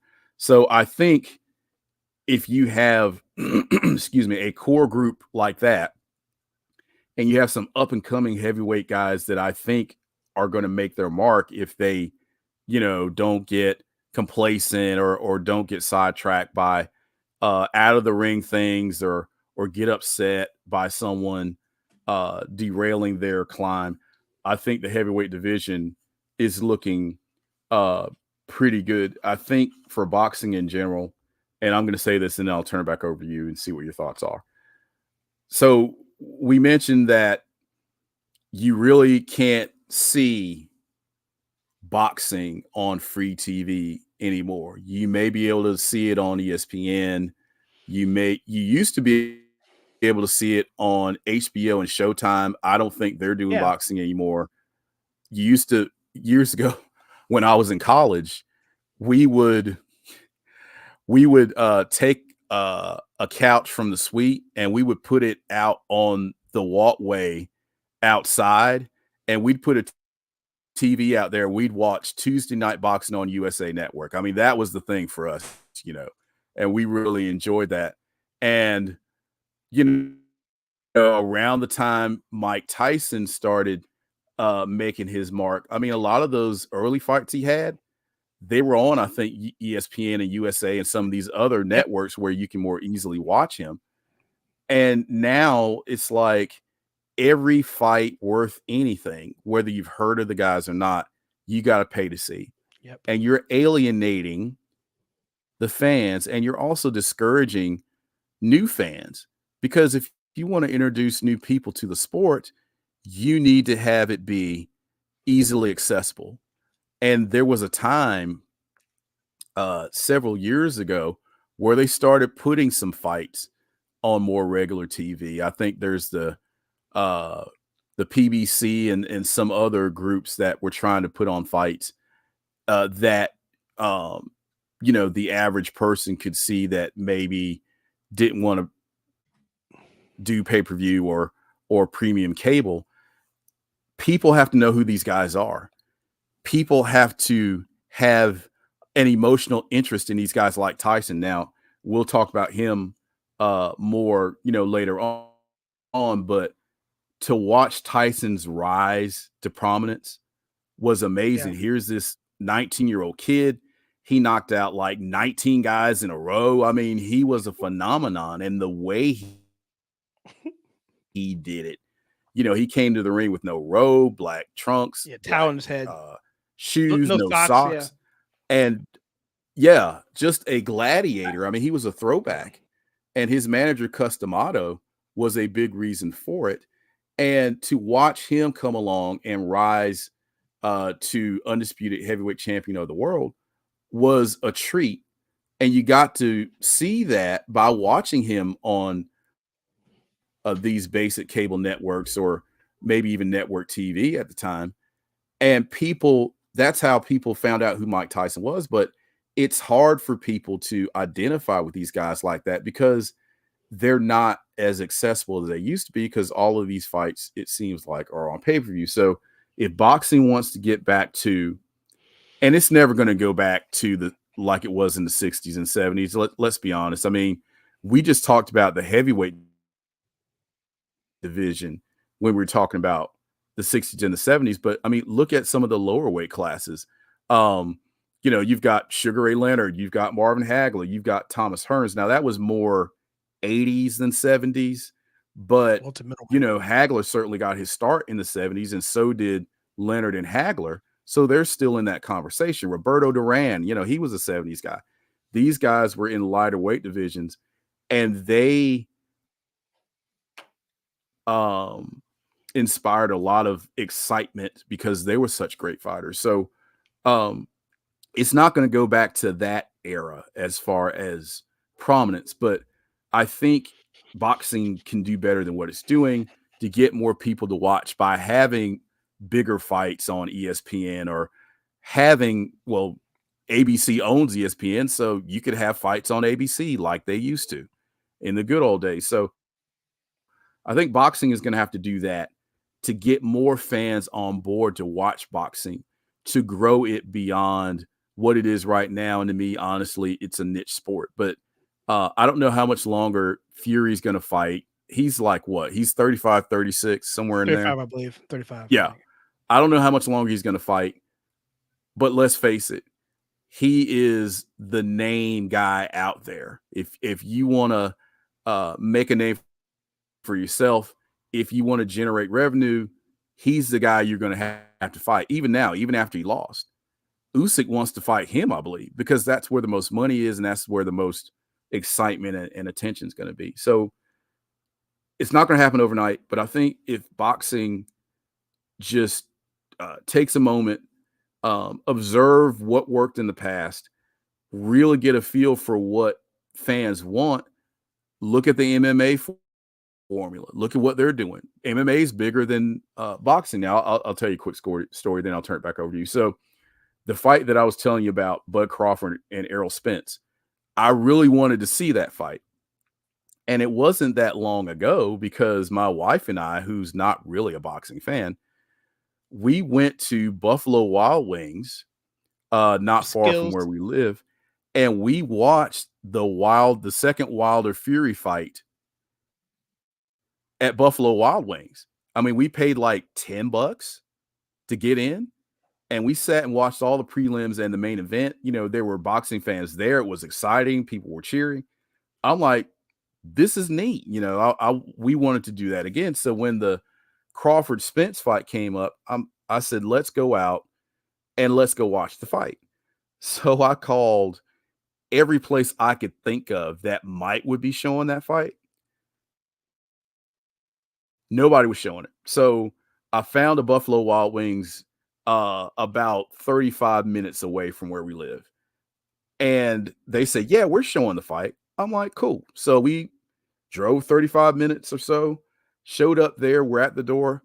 All we see are advertisements and posters for the MMA bout that was going on the same evening.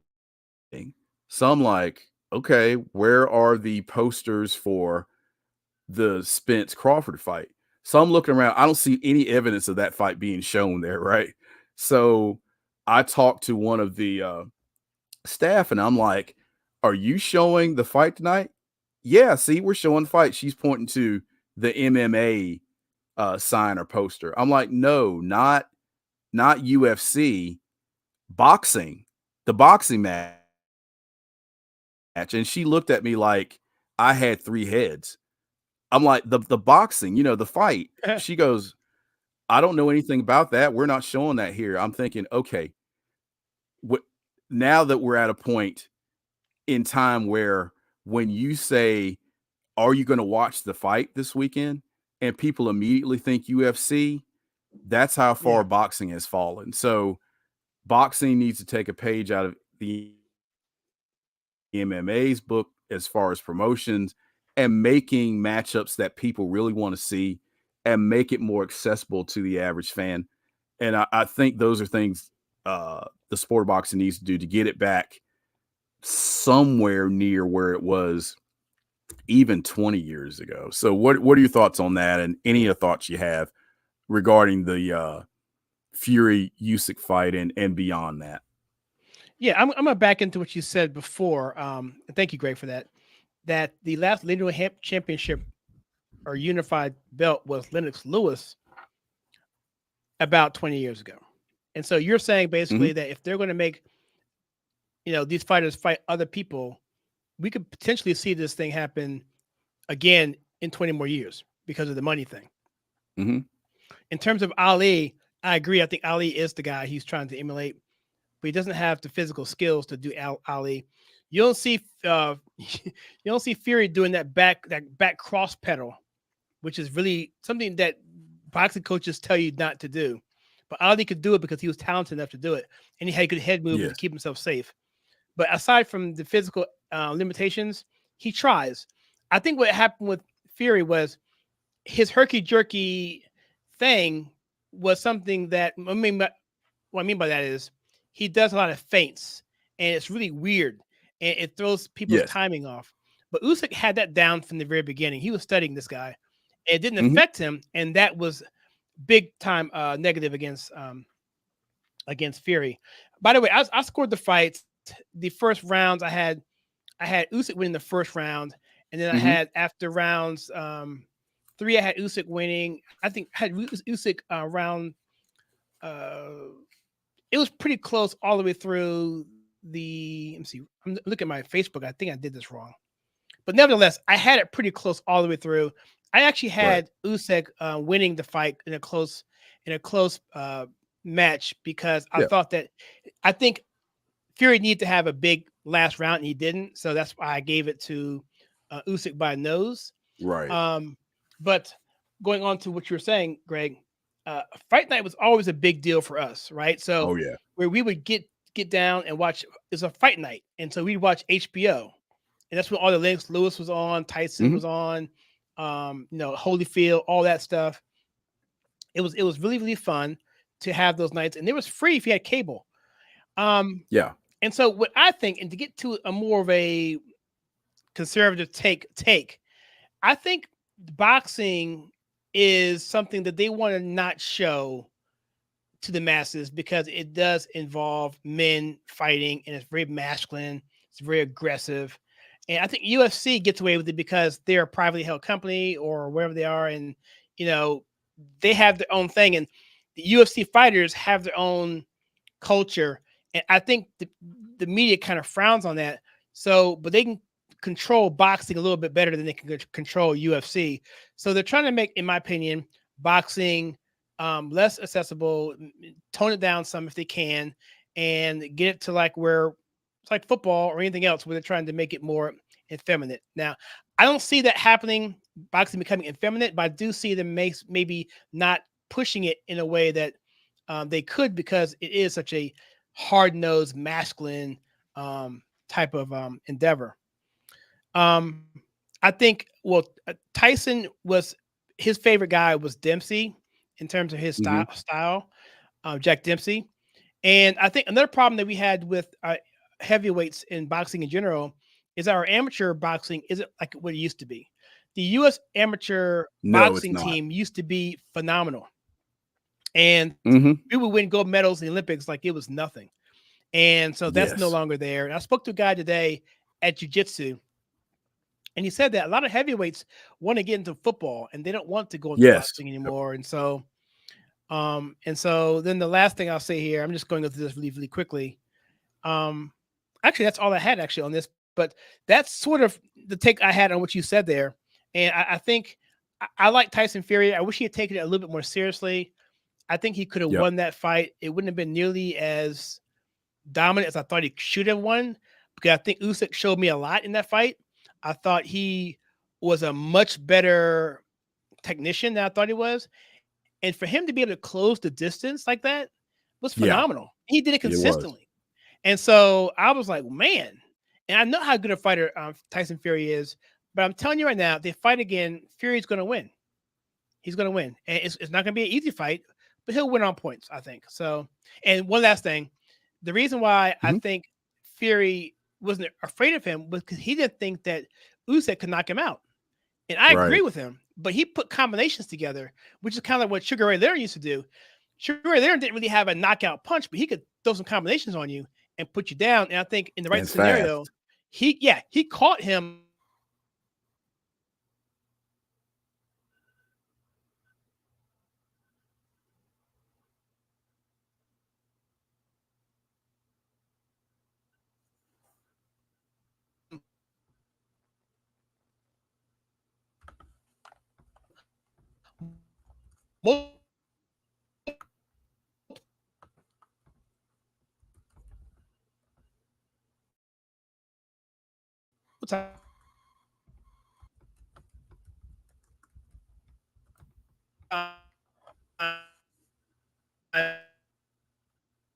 And timed it perfectly. But yeah, I like this conversation.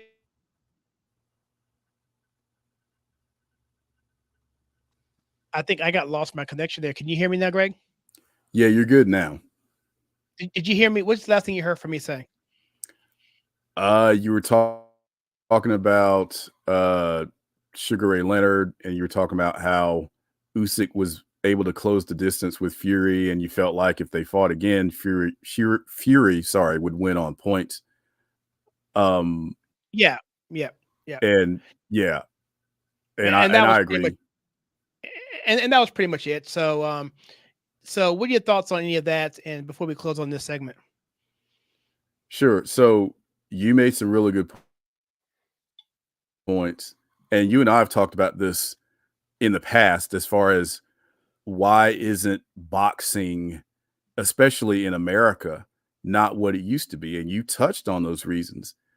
Yesterday's heavyweight fighters are today's tight ends, are today's power forwards. These kids are growing up to play other sports that may have been boxers 30, 40, 50 years ago. Back when we were dominant in amateur fighting, and we would watch, because ABC and I think sometimes CBS would show national different countries, their national teams would fight each other in tournaments. Like, on ABC, they'd show the USA versus Cuba. And that was something because the Cuban boxing team, they were something. They were no joke. Yes. And of course, Cuba's communist, and they weren't going to let those guys leave because they figured, well, these guys, some of them probably want to leave and turn pro so they can make money. But they were our biggest rivals in amateur fighting, and they'd show them on Saturday afternoons, and it was exciting to see that back when our national team was good. I mean, the 76 Olympics, our boxing team was loaded. Leon Spinks, Michael Spinks, Leo Randolph, Sugar Ray Leonard. What's another one? Howard Davis. I mean, just a who's Foreman, right? who. Was it Foreman on that team? Foreman. No, Foreman was 68. 68. Okay. Yeah. Right. Yeah. So, and Cuba, they were loaded too. And our heavyweight, I think in 76, it might have been John Tate, if I'm not mistaken. And Teofilo Stevenson, he ruled the heavyweight division in amateur boxing. Nobody could beat him. It didn't matter who we sent in there to fight him. Nobody could beat him. And there were rumors and talk that he was going to fight Ali. And man, you talk about exciting. People were getting hyped up about, is Stevenson going to turn pro and fight Ali? And I think they were trying to maybe arrange some kind of, exhibition or arrange it somehow to where they could fight. And unfortunately, they never did. And Stevenson stayed true to his country. He didn't leave. He never turned pro, but he was the man when it came to amateur heavyweight boxing. But yeah, back when these kids started boxing, 8, 9, 10, 11 years old and grew up in the sport, and, they were in the amateurs, Golden Gloves, they fought a lot of amateur fights, and they really had a lot of experience. They had the fundamentals down. They were schooled in the art of boxing. Today, you're seeing a lot of athletes from other sports. Oh, well, this guy used to play football. He's 22 years old, and now he's starting boxing. Well, you're kind of starting behind the 8 ball if you are just starting boxing at such a late age, as far as, instruction and learning the sport, learning the craft. I mean, it's not called the sweet science for nothing. So when we have so many guys that come into the sport late, yes, these guys are phenomenal athletes. And we talked about Deontay Wilder. Deontay Wilder is a phenomenal athlete. He's like 6'6", 220. And that knockout punch is unbelievable. He has got absolutely one punch knockout power. His problem is he relies almost exclusively on his athletic ability. He has very little to no technical skill. That is why he can't beat Tyson Fury. That's where Tyson Fury has the advantage. He is a much better technical fighter than Deontay Wilder. I don't know if Wilder just does not want to learn that or won't listen to trainers that try to get him to be more fundamentally sound. He won all those fights up to that point on his athletic ability. But guess what? As you get older, some of those skills go away. And now guys that couldn't get to you, now they're getting to you. John Jr. So it helps. Yeah. It helps to have that skill set, because if you're depending upon athletic ability solely and it starts to go away, you're going to get exposed. And that's what happened to him. But I think American boxing, especially the amateurs and especially in the heavyweight division, it's really suffered. Now, in some of the lower divisions, I think we're doing fine. I mean, the guys I just mentioned, Bud Crawford, Errol Spence, Floyd Mayweather, he's retired now, but he's another example of that. And you've got a lot of American guys in the lower weight classes. Shakur Stevenson, I think he's another one. Very promising young fighters in the lower weight classes, there are Americans. So we're fine there. But as far as the heavyweight division, I think we've got a long way to go. But I think overall, in order for American boxing, especially, and boxing in general, to come back to some sort of prominence, I think boxing has to be kind of start grassroots again. You really don't hear about, sort of romanticized stories involving, take Ali, for example. We've been talking about him.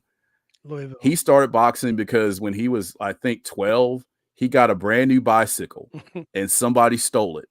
And he was really mad, and I'm going to beat this guy up. And he wanders into, I think, a boxing gym.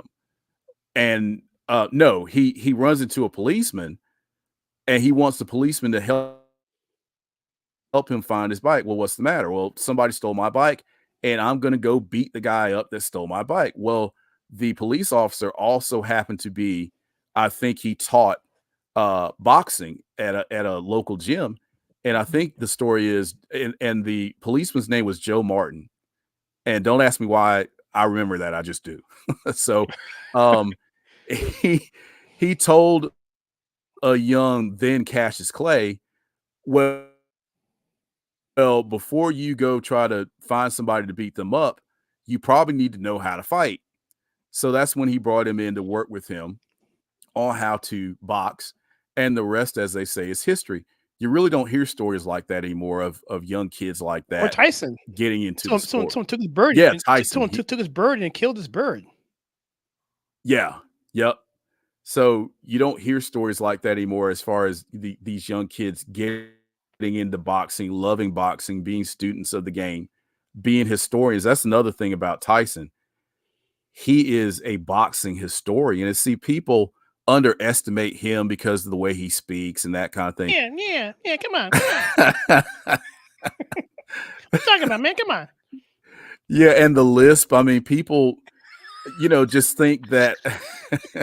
And I'm not going to imitate him because I'm not. We have a clip of him in the next segment, so stick around for that. We have a clip of him talking and showing some workouts. So yeah. And people underestimate his intelligence. He's really an astute. He really is. Student of boxing and the history of boxing. You just don't see a lot of that anymore. I don't believe we're going to go back to the heyday for heavyweight boxing for American boxers like it was in the 60s and 70s, because like we said, guys that size, they're playing other sports. But I think we can get to a better place if some of these guys that are playing other sports decide, like maybe in high school, hey, football's not for me, I'm going to try boxing. Get them started a little bit earlier. John Jones did. I think John Jones started football. Yeah. So I think if we can get kids to do that and have boxing more prominent locally, you hear about the local boxing gyms. If we can bring that back, I think boxing has a chance to return to some of its past glories. But I'd like to see it. I know you like to see it. It's not going to be like it was, but it can certainly get better. Yeah, great. So, yeah, thank you. That's perfect. So, and I'm glad we ended up on Tyson because we're going to talk about him in the next segment. We'll just segue into that. The Tyson YouTuber guy, Paul, and talk about that. That's an interesting one that I'm kind of concerned about. So, with that, guys, let me just remind you that you can send your questions to questions@theconservativetake.com, or you can send emails to podcast@theconservativetake.com. And from there, we will compile those and do them in another video. At the end of this next segment, we're going to do a Q&A. We're going to go through most of the comments that are out there on YouTube. And we've already addressed some that are here. So if you want to add more, you can do that. And we will try and get to those at the end of this last segment. So with that, we are simulcast on Apple, Google, YouTube, and we are on Spotify. And we're looking to extend that to Amazon as well and a few others, iHeartRadio and more. So Thank you for hanging out with us. This is the Old Glory Games podcast. My name is Kyle. On behalf of Greg, we're going to take a quick, let's say, it's 5 minutes. You want more than 5 minutes, Greg? What do you want? I'm good with 5 if you are. Okay. Well, 5 minutes. Without put us at about right around, let's say 10:01, because I'll give it an extra minute. So let's say 10:01 p.m. Eastern time. We'll be back, and we're going to talk about Mike Tyson, one of my favorite fighters of all time. In fact, behind Sugar Ray Leonard, he's probably my favorite. So we'll get to that in the next segment. See you guys. Sounds good. Thank you.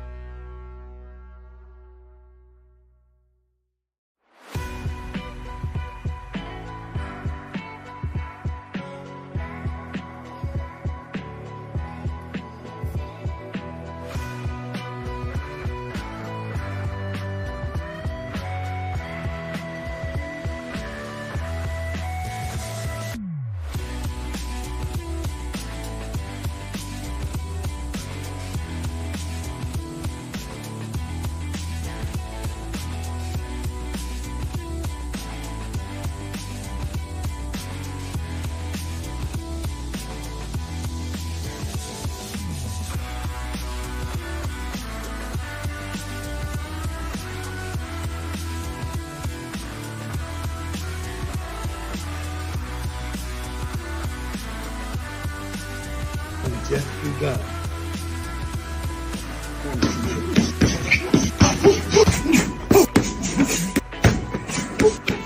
Day 2, we're getting ready for you. One, two, three, four.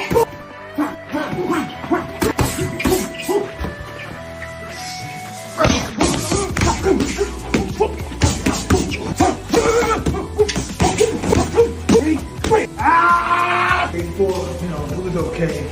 But you don't know what you got in store, baby. You got to face the God of War. And get ready, baby. Fire is in the house.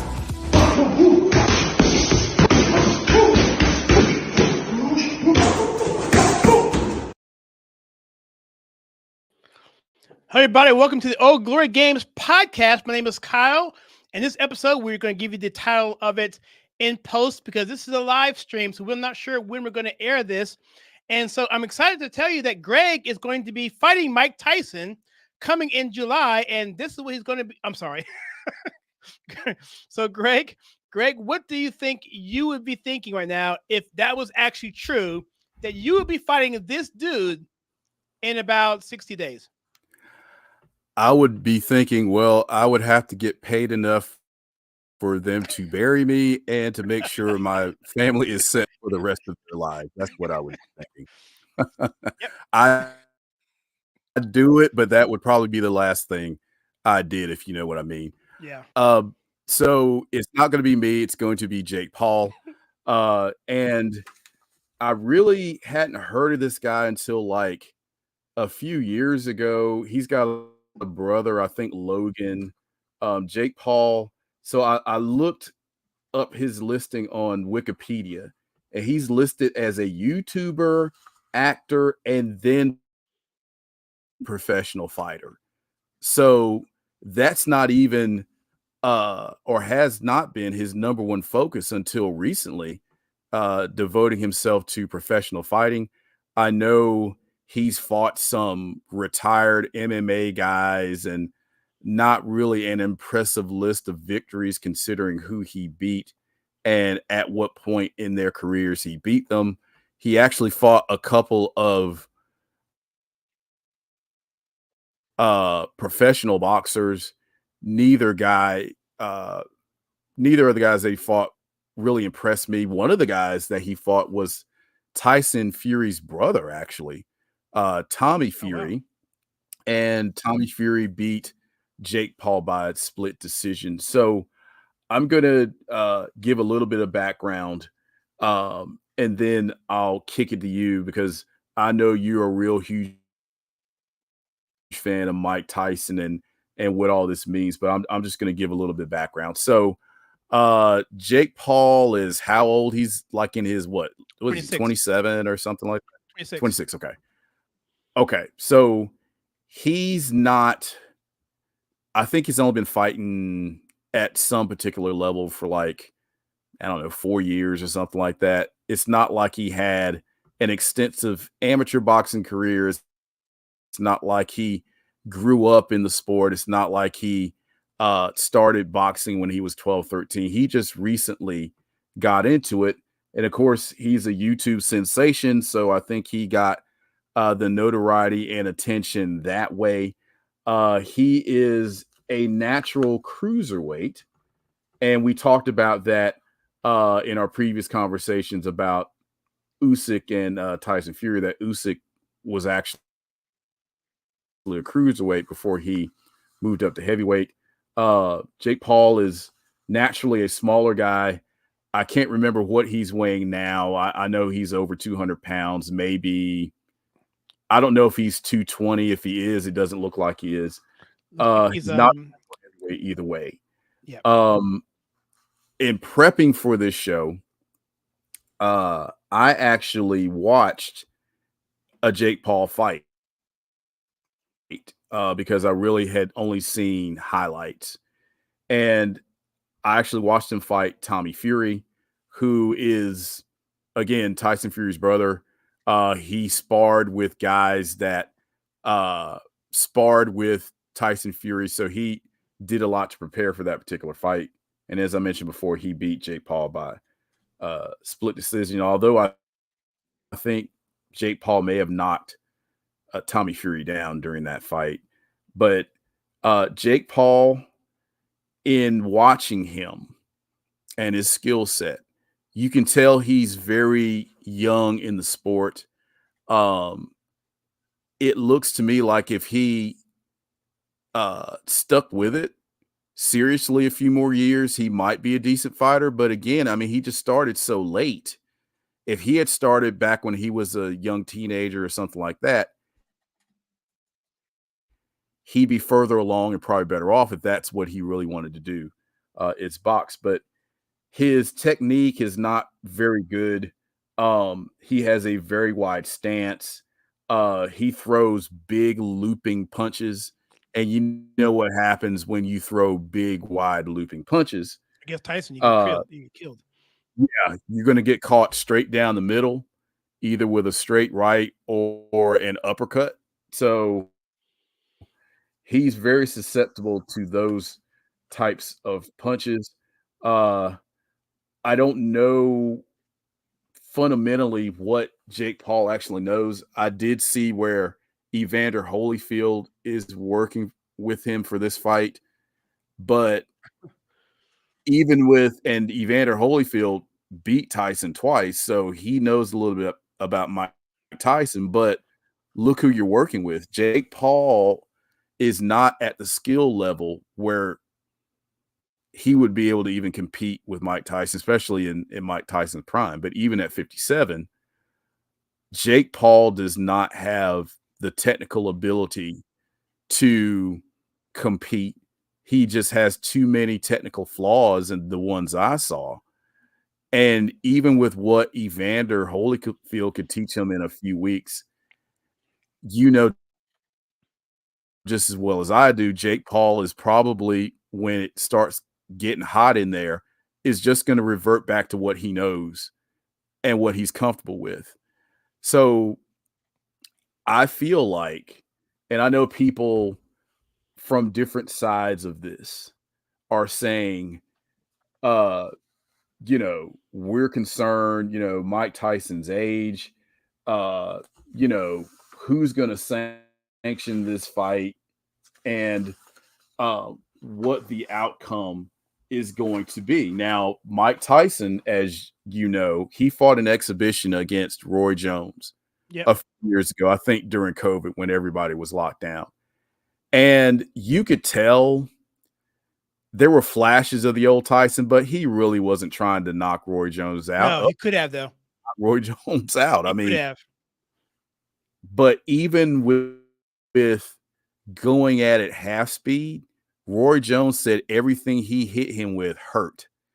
And Roy Jones had to hang on for dear life, and the ref told him to stop.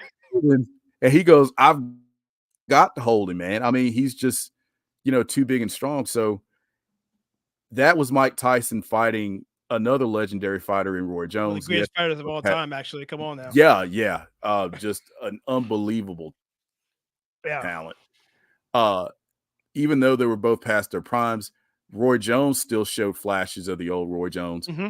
But even with that, at half speed, there were times when Mike Tyson looked scary, even at that point in his career. So if you fast forward to now, you've seen the training clips, you've seen what kind of shape he's in, you've seen the speed and the power, and him knocking his trainer, backwards. And, the trainer's all padded up, body and all that. Like a catcher. And Tyson is still knocking him 2 and 3 feet back. I mean, it's just. Yeah, we're going to play it again later amazing. We'll play it again later. Yeah. But the ferocity and the speed and the power and the footwork and the head movement, I'm like. Peekaboo. If he fights like this, Jake Paul has zero chance. And I know he's a lot younger.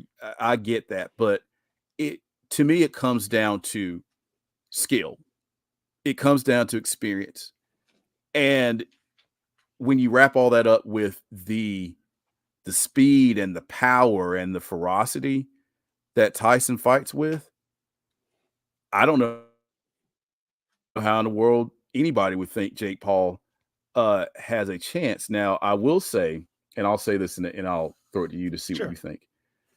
I looked at, well, before I do that, let me read you the stipulations for this fight, because I know people were concerned, Tyson's older,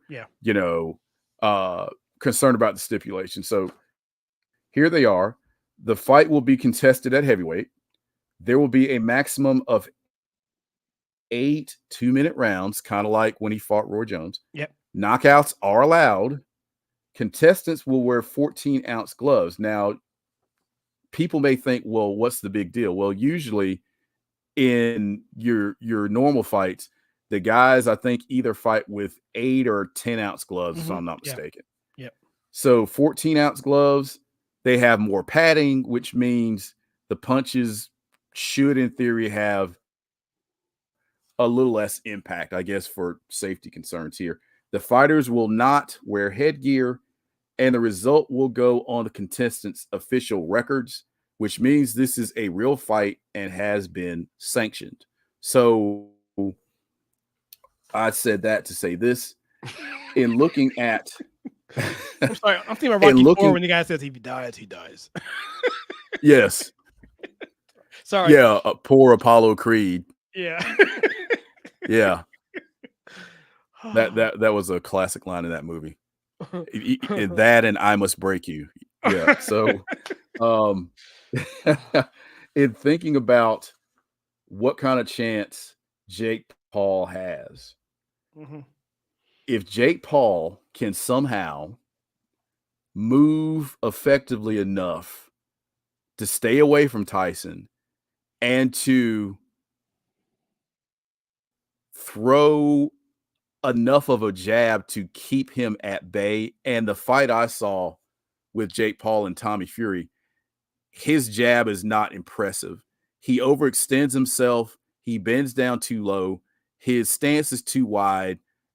His balance is not what it should be. If he tries to jab Tyson like that, Tyson will knock him out within a minute.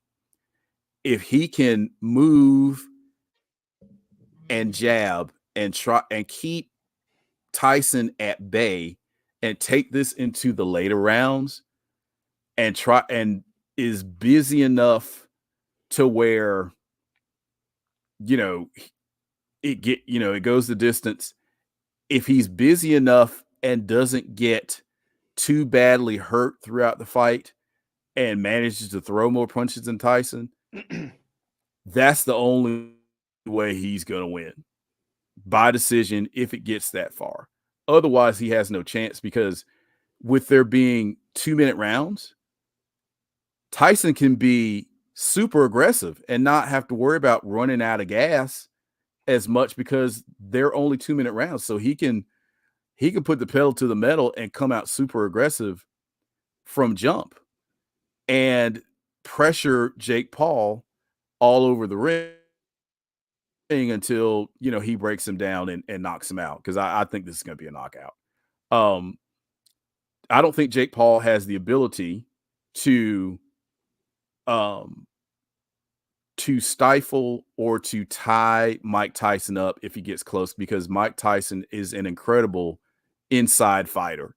Even if you tie him up, he's a very good grappler. He's gonna hit you in the sides. He's gonna hit you in the body.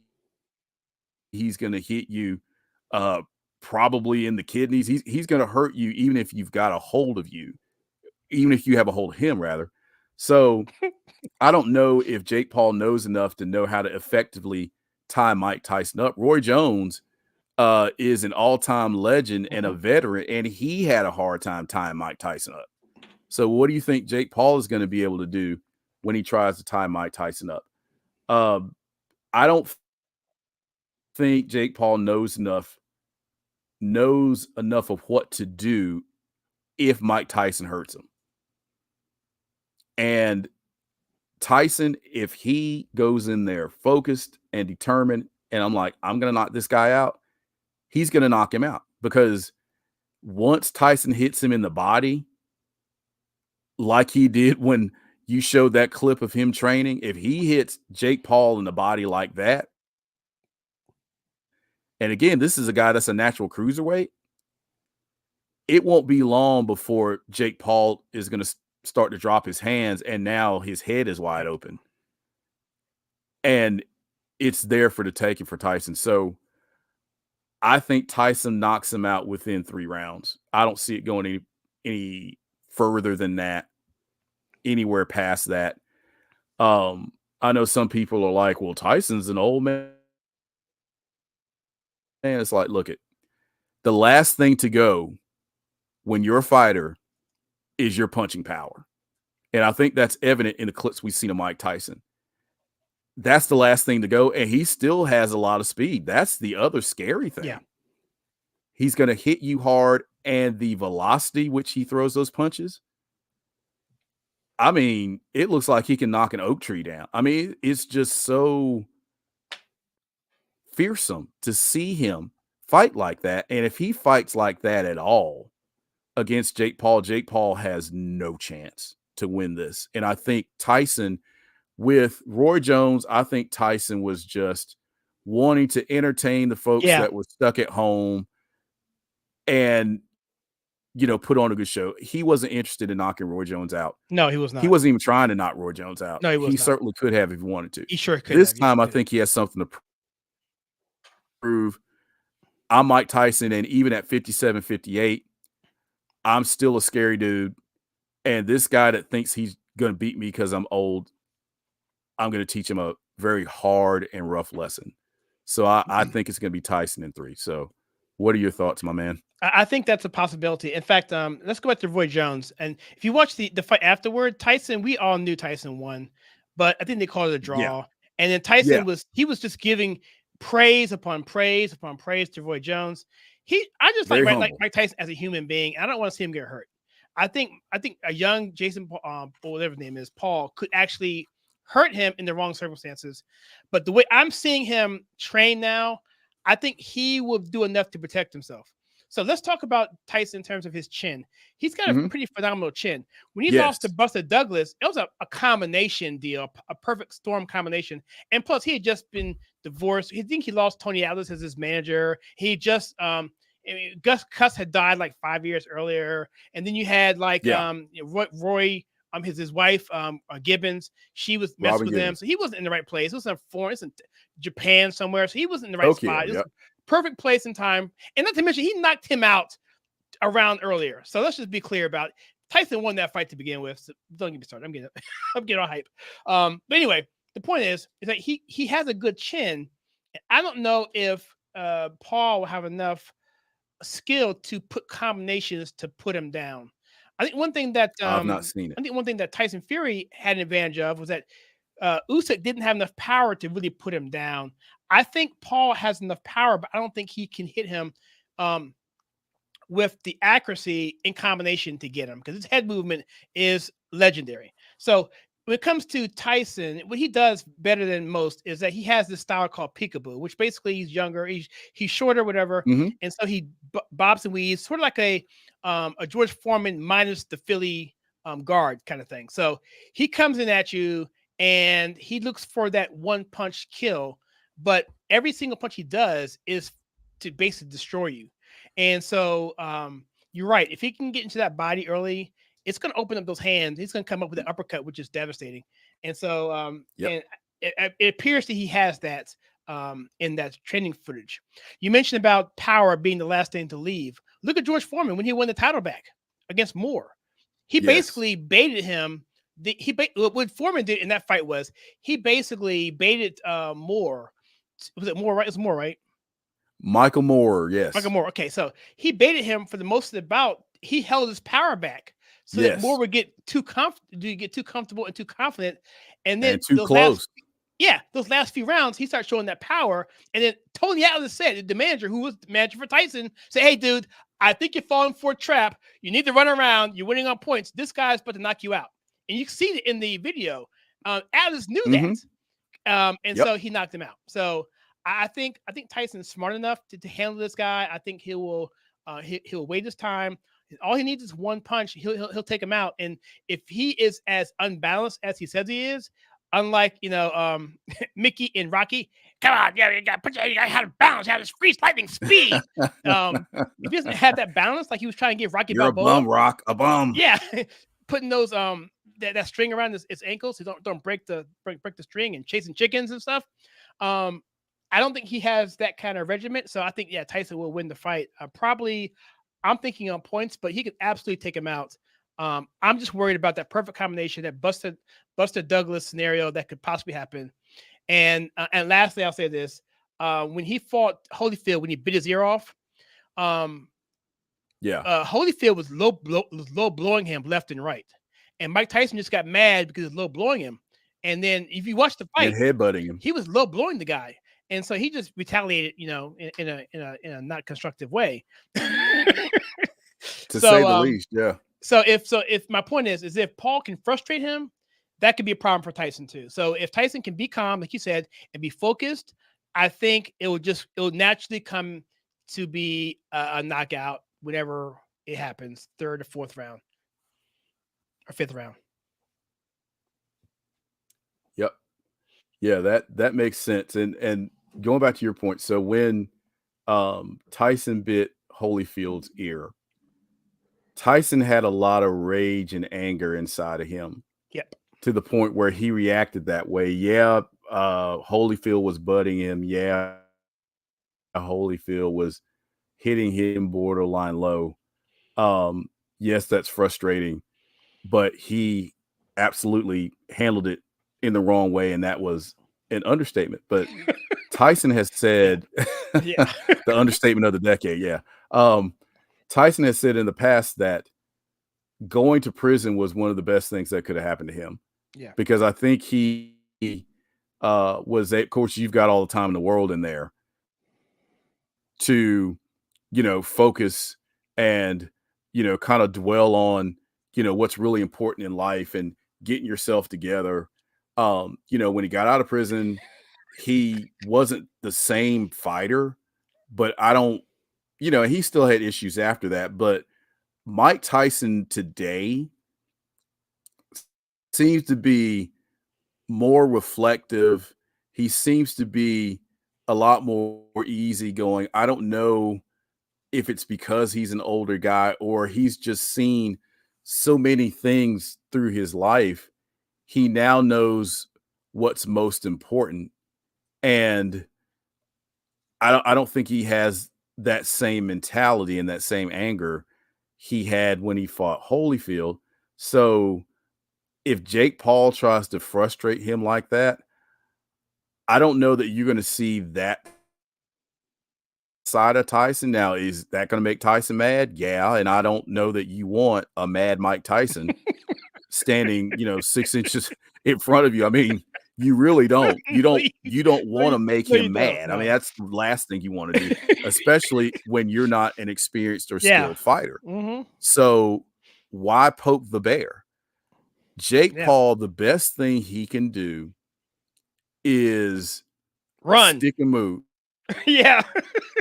Run. Yeah. Run. And it's funny because if you remember when Mike Tyson fought Alex Stewart, I saw all his fights. Yes. And they try to make that out to be this big matchup. Oh, look at Alex Stewart. Look at that jab. Look, Alex Stewart's going to be a formidable opponent. Yeah. After like the first or second round, when he was knocking Alex Stewart all over the ring, you can hear Alex Stewart's corner yell, "Run!" I mean, if that's the only advice your corner can give you, you're in big trouble. Run. Well, heck, I can do that. Yeah. So Jake Paul has to have a plan. He has to have a solid game plan. Please don't stand in front of him and trade. That's the dumbest thing you can do. Don't do that. It's not the tough man competition. You're in there with a former killer, not literally, but within the sporting sense of boxing. You've got somebody that was a stone finisher.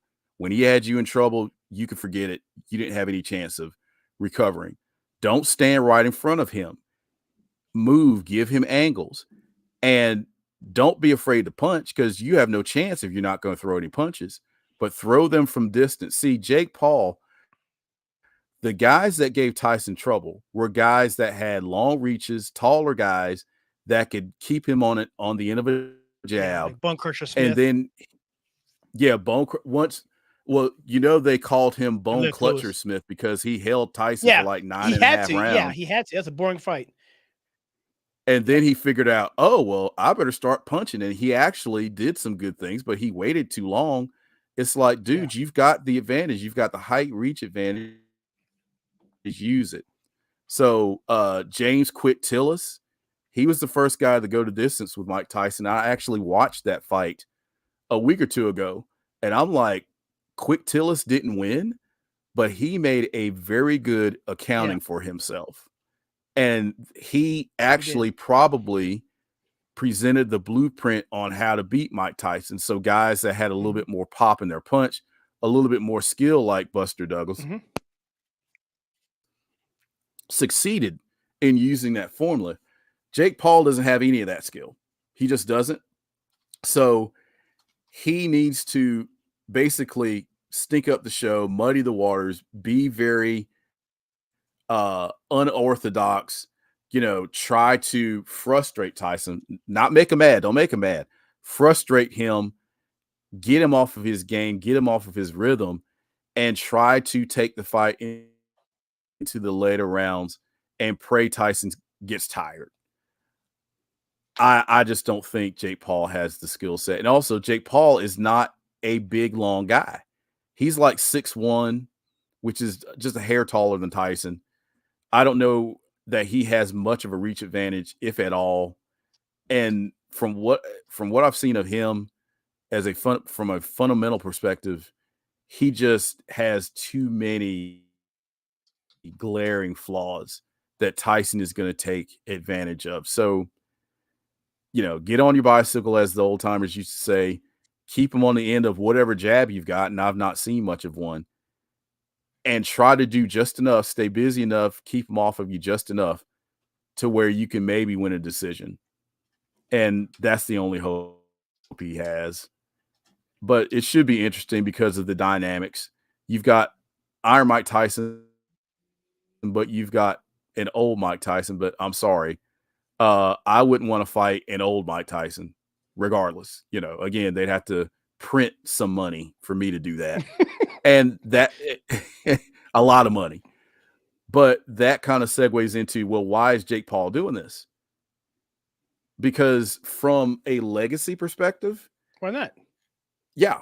And some may say, well, it's a no-win situation. If you win, you beat an old Mike Tyson. If you lose, you lost to an old Mike Tyson. If you win, you beat Mike Tyson. I mean, yeah. I don't care if Mike Tyson is 57 years old. It's still Mike Tyson.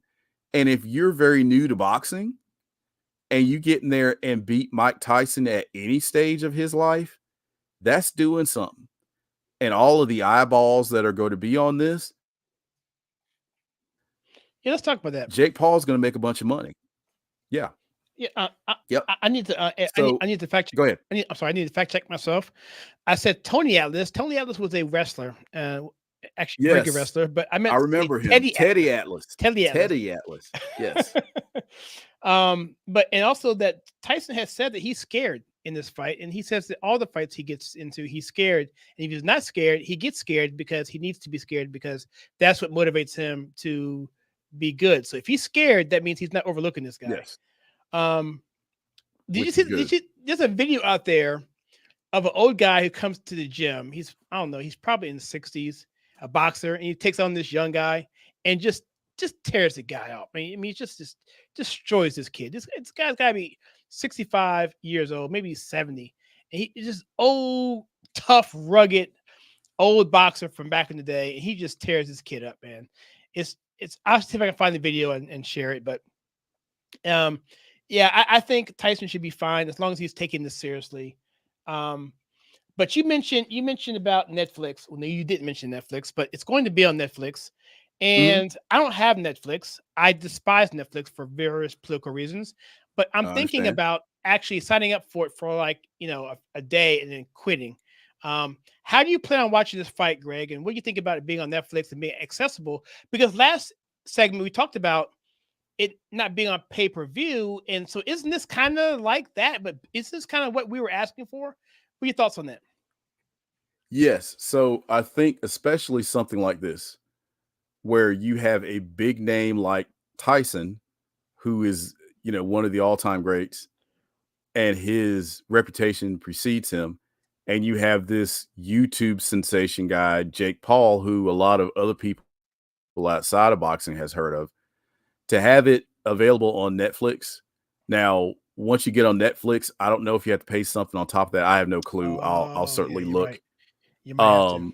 And once I find out, I'll let you know. But so even with that, let's say you can go on Netflix and you can watch it from there as long as you have Netflix. Now, I know what you're saying. You're going to try to get a free trial, and then as soon as the fight is over with, cancel it. I mean, maybe. Yeah. If that's what you got to do, cool, I'm good friends. I may come to your house, man. Yeah, come on down. So I plan on watching it now. If it's Netflix and it's like $50, $60, I'll wait until the fight's over with, and I'll do like everybody else and go on YouTube and watch it. So we'll see. But I think making this fight accessible for most people to watch. First of all, there's a curiosity level. If you've got people that aren't really fight fans that want to tune in because people like watching train wrecks, and this could potentially be one. So they want to witness the train wreck. If that's something that's going to get them interested in boxing in general, so be it. I mean, people may look at this as, oh, this is gimmickry. This is just a spectacle, whatever it is. Because and we talked about Muhammad Ali not long ago before we started this particular episode. Ali did unorthodox things to get people to watch. I mean, he fought a wrestler.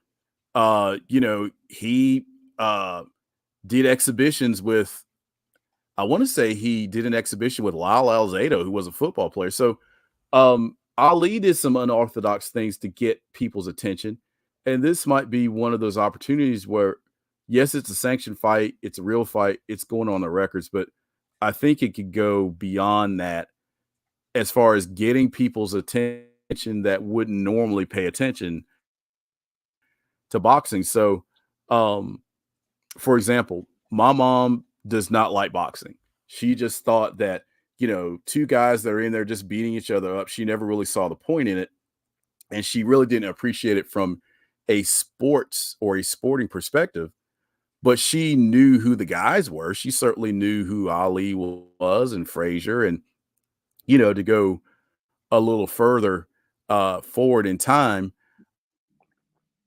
she absolutely knew who Mike Tyson was, even though I don't even know if she ever watched any of his fights. But when I came home after watching his fight with Buster Douglas on HBO, I think it was, I came in and poked my head in my parents' bedroom and said, and whispered, "Tyson got beat." And she goes, "What?" I'm like, "Yeah, he got knocked out." That still hurts me. And to this day. at that point, he was undefeated, undisputed heavyweight champion. Yep. Yeah. But my mom knew exactly who he was, exactly what that meant. She was shocked. What? Tyson got beat? So even at that level, if you're not a fan of boxing and you really don't follow Mike Tyson, he has such a reputation to where people would tune in for like I said, for the train wreck. How quick is he going to knock this guy out? Because that's what people were thinking going into the Buster Douglas fight. They stopped taking bets on who would win the fight. I think they were taking bets on what round Tyson was going to knock him out. So That's the kind of spectacle there was around his fights then. Now it may be a little different, but still, people are going to tune in because it's Mike Tyson and because of the reputation he has. So if that can introduce a casual fan or even non-fans to watch boxing, that's better for boxing. I know people are concerned, well, he's older. What if he gets hurt? You know, because now I will say if a fluky thing happens, like an accidental headbutt and Tyson gets cut real bad and they have to go to the scorecards, I mean, Jake Paul might be able to win that way. That's possible. Well, the money It's line not is out negative of the realm of 170 for Paul. Really? Oh, wow. Okay. But something like that could certainly happen. But either way, I think you have so many people curious about what's going to happen that a lot of people are going to tune in, however they need to tune in. Definitely. So, like I said, I'm going to watch. We've got Netflix, and if I can get on there and it doesn't cost me anything, I'm going to have at it. But if it costs anything other than $10 or something like that, which it will if they're charging, then I'll just wait and watch it on YouTube. But I'm definitely interested. I'm curious to see how much of the old Mike Tyson is still there. The video clips are encouraging, but once you get in that ring, it's different. Yeah. And you spoke to him being nervous, you know, how much is that going to take out of him being anxious about getting back in there and fighting a real fight for the first time since he retired? You know, thinking, well, I can't lose. What if I lose? You know, he may be having some doubts. I don't know. It you know, he's human, so that's possible. But I think if he goes in there and takes care of business, Jake Paul doesn't have a chance.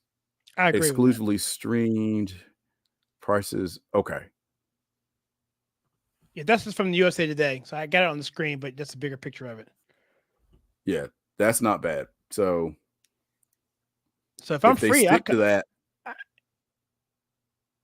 Go ahead. I mean, if I'm free, if you invite me over, I guess I'm inviting myself over. I mean, hey, you would be the first. Yeah. So, no, I mean, but I definitely would check it out if that's the case. If it's just like you said, a subscription, why not? You know. Yeah, and you can cancel it like what as soon as the last bell sounds or whatever. Well, what you do is you buy a subscription and you cancel it immediately, and then they give you however long for the month. So you can't buy it for a day. So that sounds right. Yeah. So you cancel it immediately, and they'll credit you for the entire month. Mm-hmm. So, and Netflix. I mean, I like the programming on Netflix. I have a philosophical problem with some of the things they've done. Some of the programming, just totally out of bounds and not appropriate. Yeah, I agree. Well, they pulled some stuff out. They understand with it. The fact that they're making moves to go less woke is encouraging. So, yeah. So this should be interesting. As long as they're as long as they're listening to their customers and being more reactive, then yeah. But let's play this clip again. I said I would play it. So let's just play it. It's about 2 minutes long. Let's just check this out. This is Mike Tyson.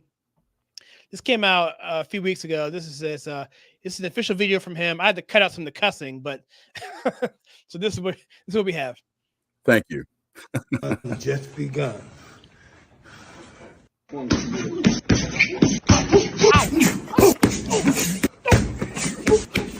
Day 2.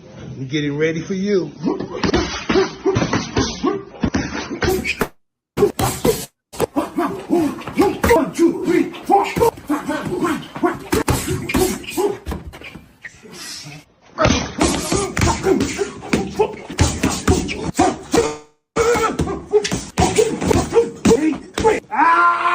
Day 4, no, it was okay, but you don't know what you got in store, baby. You got to face the God of War. And get ready, baby. fired in the house.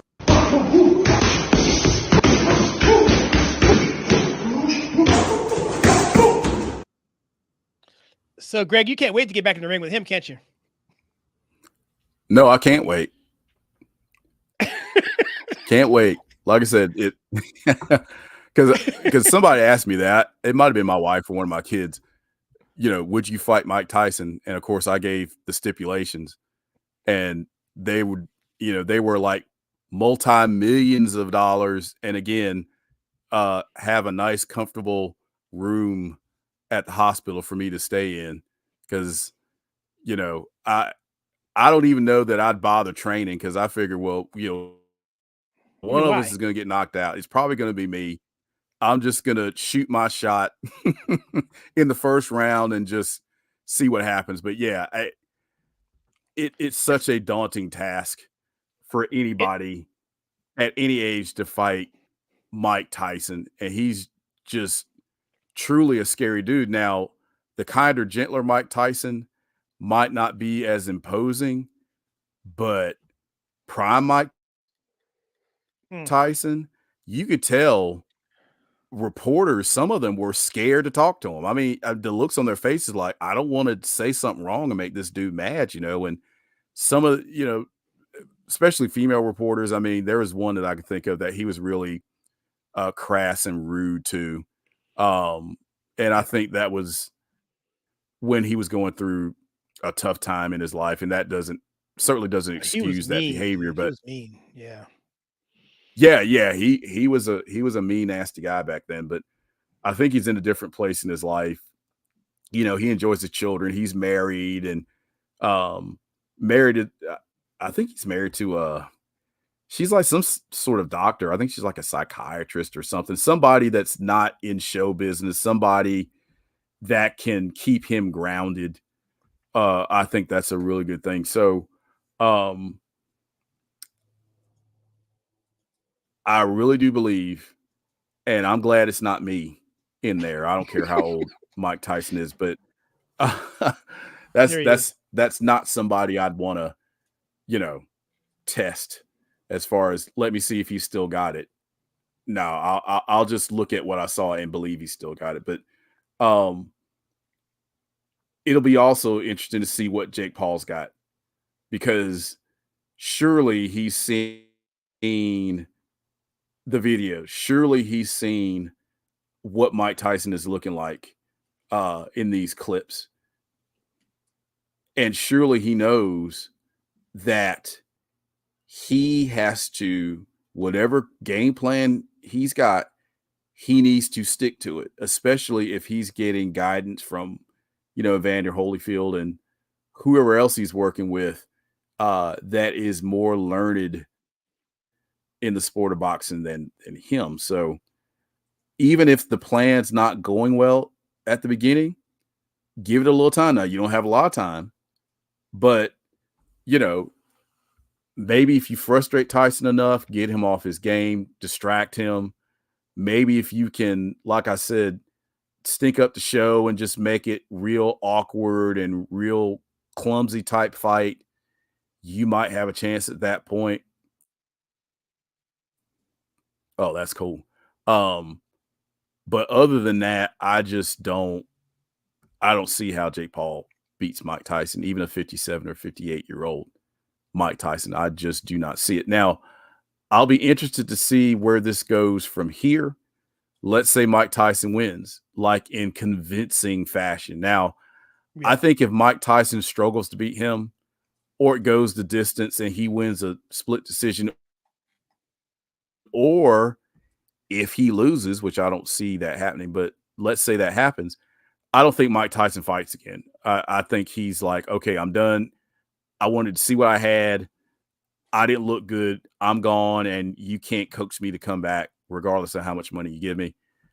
But if he looks very good, very convincing, very dominant, knocks out Jake Paul within 2 or 3 rounds, I'm curious to see if he's going to try it again with maybe somebody that's a better boxer, somebody that may give him a tougher test.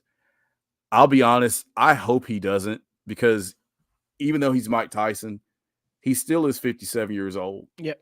And whatever he's having to do to get ready for this fight, is he going to be able to continually get himself in that kind of shape at that age to put up the kind of fight he does to be successful? And again, the older you get, you tend to get nagging injuries. You don't recover as quickly. So I'm hoping that win or lose, this is it for Mike Tyson. I hope he decides to prove his point and not fight anymore, unless it's like an exhibition just for fun, nothing serious. But I'm hoping this is the last official fight he fights, because, you know, I don't want him to get hurt.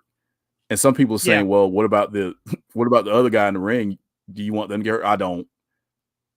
Certainly don't want them to get hurt either. But the longer you go with this, the more concerned you have to be for Mike Tyson's safety as well. So hopefully this is it for him. And I think he wins going away. I think he's going to knock Jake Paul out in 3. Yeah. And one thing I mentioned before is that Tyson's really good at angles. He can shift his feet so that you think he's fast. So he'll throw his move, and then he'll shift his angle, and next thing you know, you're out of position. And now where there wasn't an opening, it is, because he just moved where he was. And you have to be really skilled to be able to, counteract that. Either Philly. Now, if Jake Paul comes out with a Philly shell, then I'm going to be concerned, because then it might go the distance. Now I think Tyson will still win, because it's very difficult to counterpunch in that formation. But if he's smart and does something like that, like what George Foreman did when he was coming back, he went to the old Philly shell, basically like this, kind of like the old who was that guy? Archie Moore. Archie Moore, thank you, Archie Moore. I thought it was Patterson, but it is Archie Moore. Yeah, so that's the way to go at it. That's what I would do personally. It just protects you, So we'll see what happens if he has that fighting style. Last thing I'll say here is Teddy Atlas.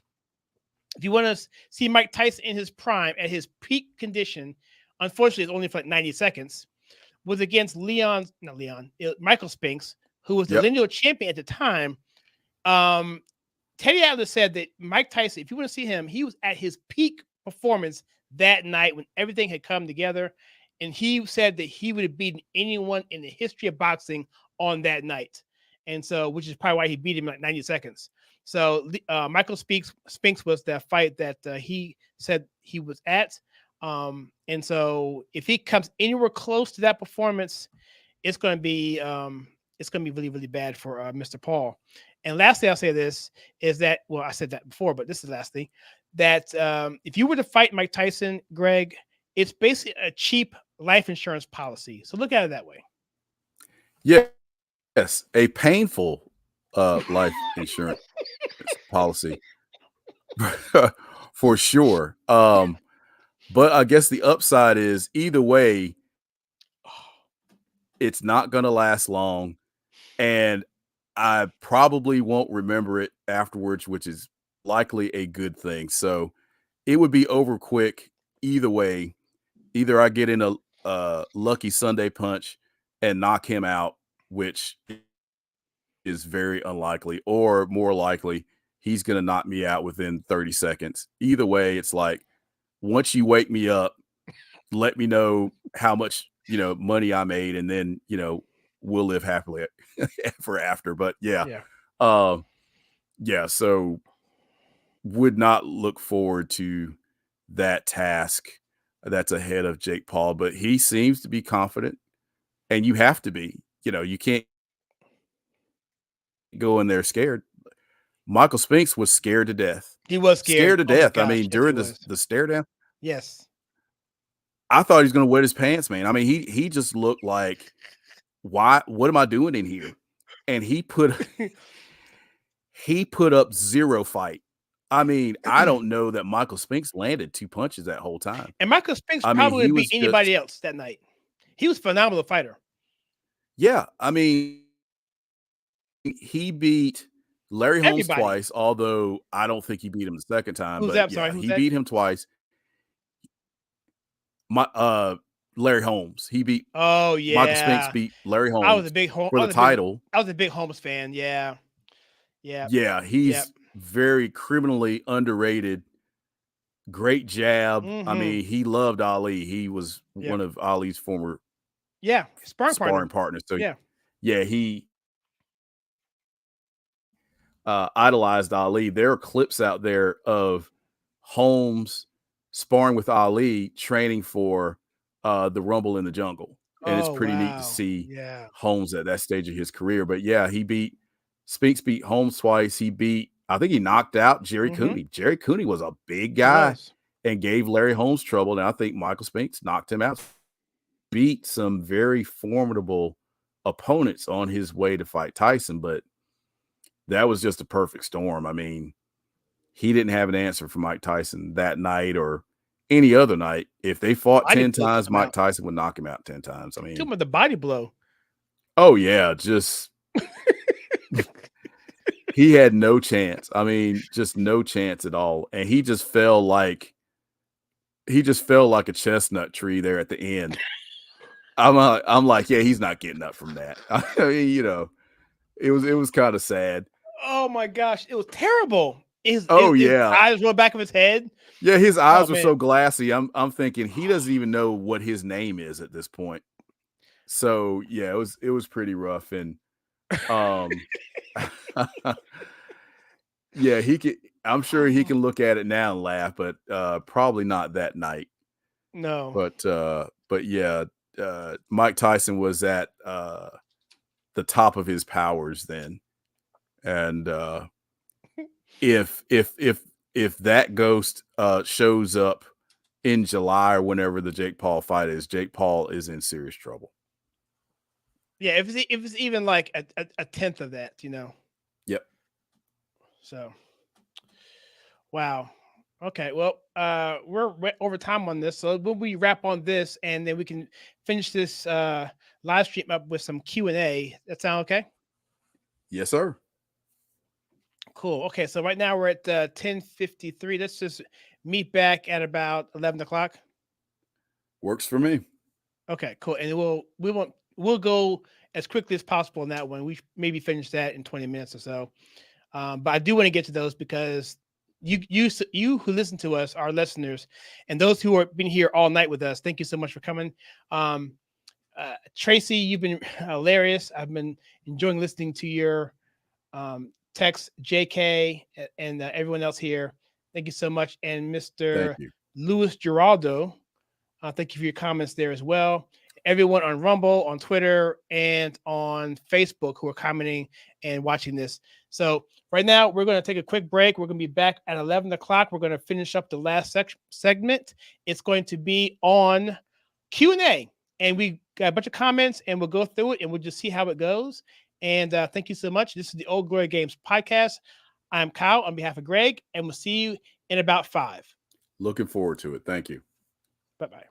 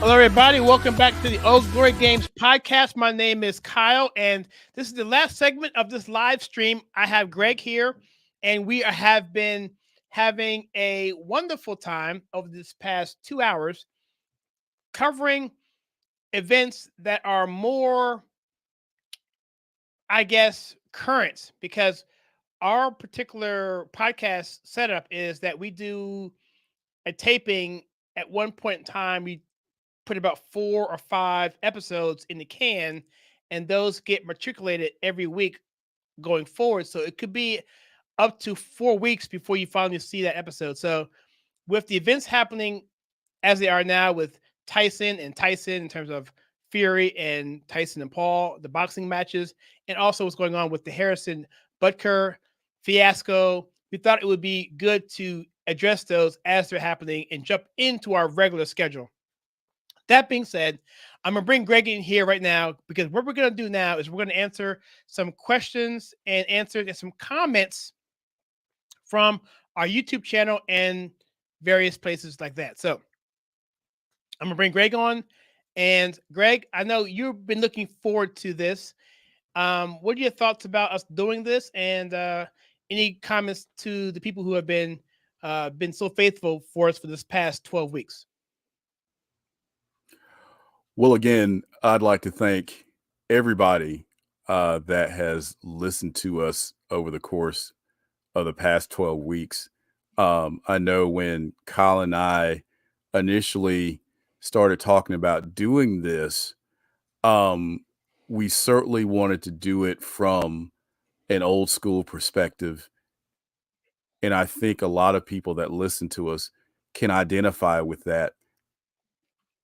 And all the views we've been getting and the comments and, people that I know that have given feedback and telling me how much they enjoy listening. And that means so much to the both of us. And we thank you so much, because you could use that 30 to 40 or 45 minutes to do anything else. You've got almost unlimited choices, but you're taking the time out of your busy day to listen to us, and that really means a lot. So thank you so very much.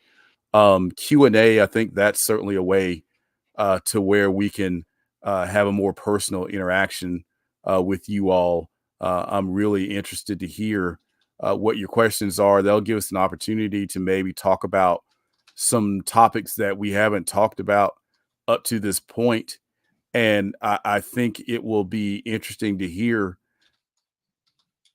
maybe listeners' take on what we've already talked about, or maybe pose questions that delve into things we haven't talked about. So it's exciting, and it certainly has not seemed like it's been over 2 hours. The time has gone by quickly, and it's been so enjoyable for me. So thanks again, everybody, and looking forward to your questions and your comments. Yeah, you could not have said it any better.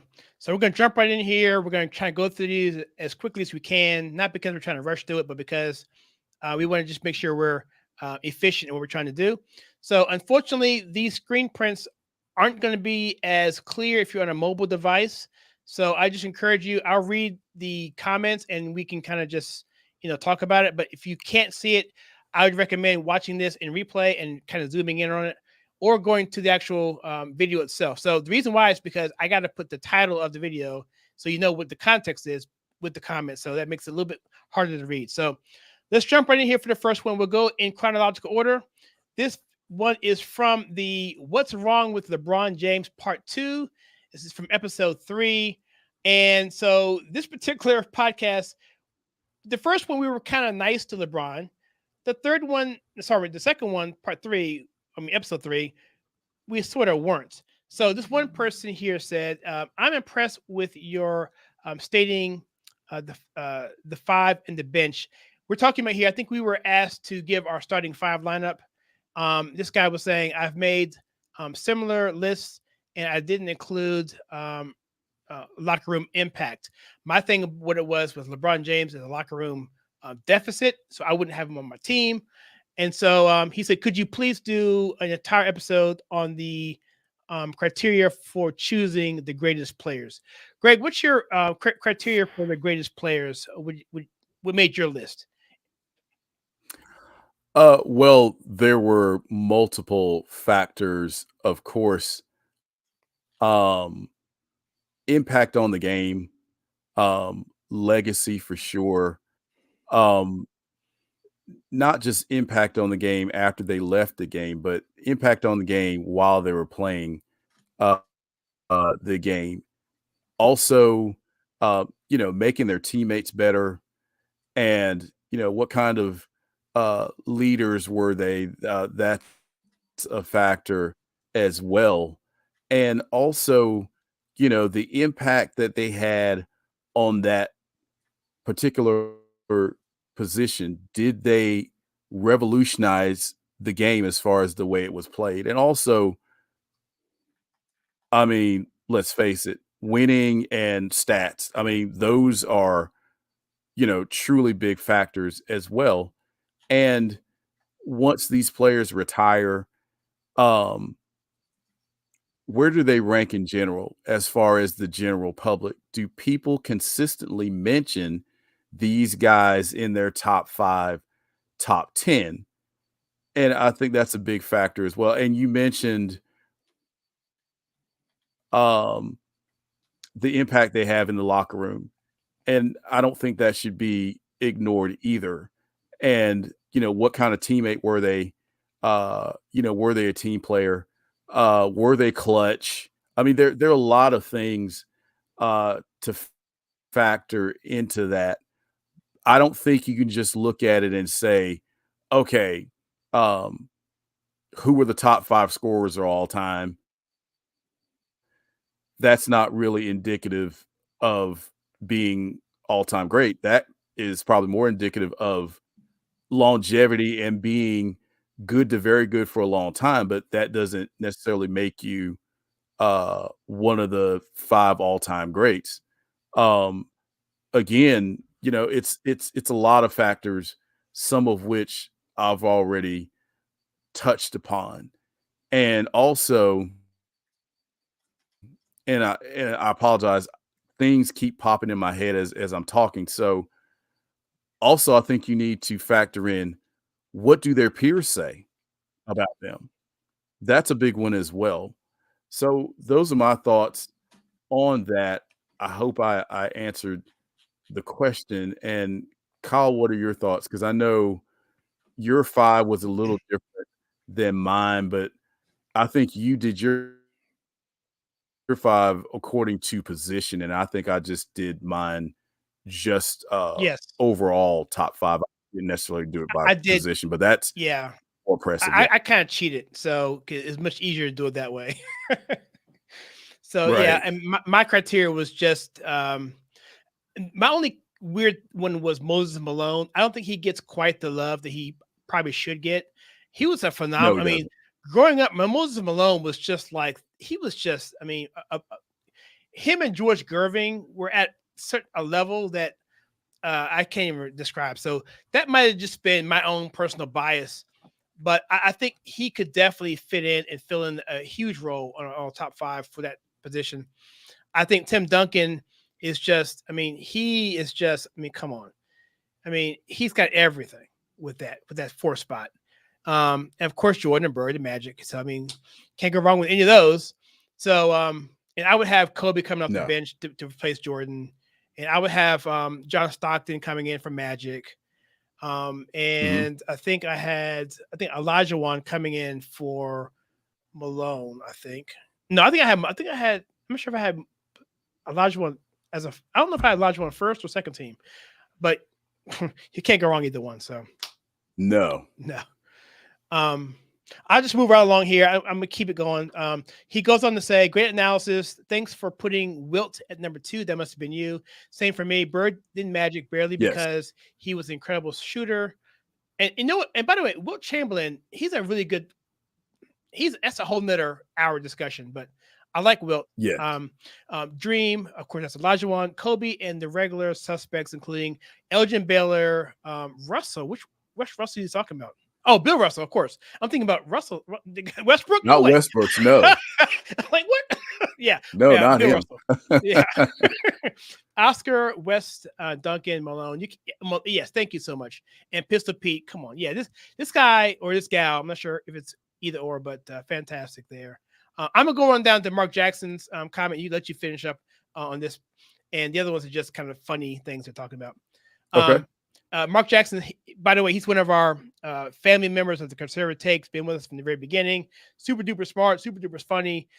He's also a moderator on this channel. He says, you do get fined if you flop. They were dealing or trying to before LeBron. They just let LeBron get away with it. A lot of this flopping stuff came from Manu Ginobili.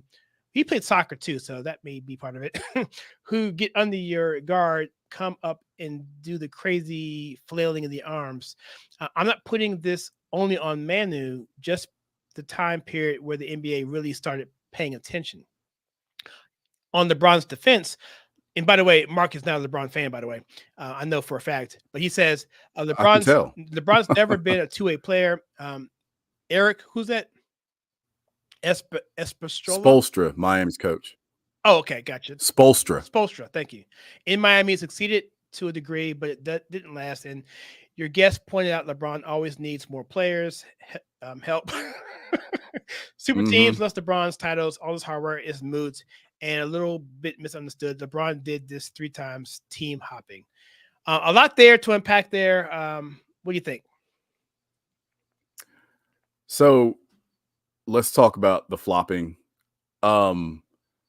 Now, there have been some great floppers over the years. Vlade Divac comes to mind. I mean, he was the king of the flops. I mean, it was an art form with him. Yep. Because Shaq, comical. But see, he did that to frustrate Shaquille O'Neal because there was no other way he could guard him. So he would do different things to try to frustrate Shaq and flop and all of that. And it was successful to a degree. Now, Manu, I think he took it to another level as far as the flopping. When flopping gets to a point, keep talking. When it gets to a point where you're really trying to sucker the refs into calling a flat foul when there absolutely is none, and just overselling it. I mean, worse than pro wrestling. Yeah, something needs to be done. And see, this kind of stuff here that we're looking at tarnishes LeBron's legacy. People lose respect for him because of this. It's like, okay, LeBron, you're 6'8", 260. You're built like a brick wall. You didn't touch him there. The least amount of contact. Yeah. You just fly all over the court like you've been shot. I mean, when he retires from basketball, he should be a pro wrestler. I mean, he's got taking bumps. You know, he's got that down pat. And this guy's real funny. Yeah. I'm sorry to cut you off, Greg, but I gotta say this for the people who aren't watching this. Go ahead. In the video format, we're showing a clip of LeBron James and of a compilation of his flopping. So we'll put this out somewhere for you guys. If you just watch the actual YouTube version of it, you'll see this stuff. Sorry, you're at a disadvantage if you're listening to it on audio only. Sorry, Greg, continue. Sorry. Yeah. So, after the fact, these compilation videos are entertaining to watch, but in real time, it's very frustrating, especially when the opponents know LeBron's flopping and they barely touched him and he goes flying. A player of that stature doing it is very frustrating because, it's one thing to try to sell contact to get a call, and all the greats have done it, but you've never seen Kobe flop. At least I don't recall seeing him flop. I don't recall seeing Jordan flop. All these top guys that we saw the list of earlier, I can't recall them flopping. I can't say that they never did, but certainly not to the degree LeBron does it. And I think that just diminishes from his greatness. It's like, dude, you don't need to do that. But he does it, and he does. And to piggyback what we were just talking about, he does so much whining to the refs. I mean, it is just such a bad look for the kids, especially because, again, kids do what they see these guys in the pros do. So don't be surprised when you go to the next 7 and 8 year old rec ball game or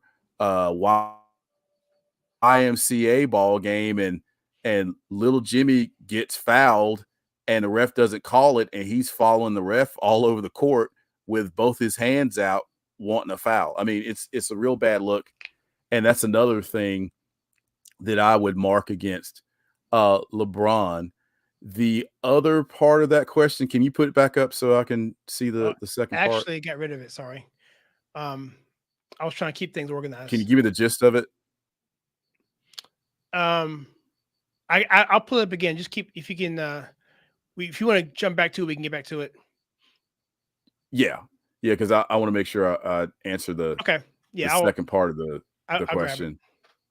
Okay, cool. So, kind of going back to what we were talking about as far as the flopping. The NBA, they do find guys for doing it, but I think it just has to be just as over the top as LeBron's flopping is. They should find him every time he does it, but they don't. And it's not any different than not enforcing the other rules on the books, like carrying and traveling, and you get what I'm saying. The NBA is not always consistent when it comes to dealing with infractions like that. Oh, defense, two-way defense. Yeah. Two-way player. That's what it was. Okay.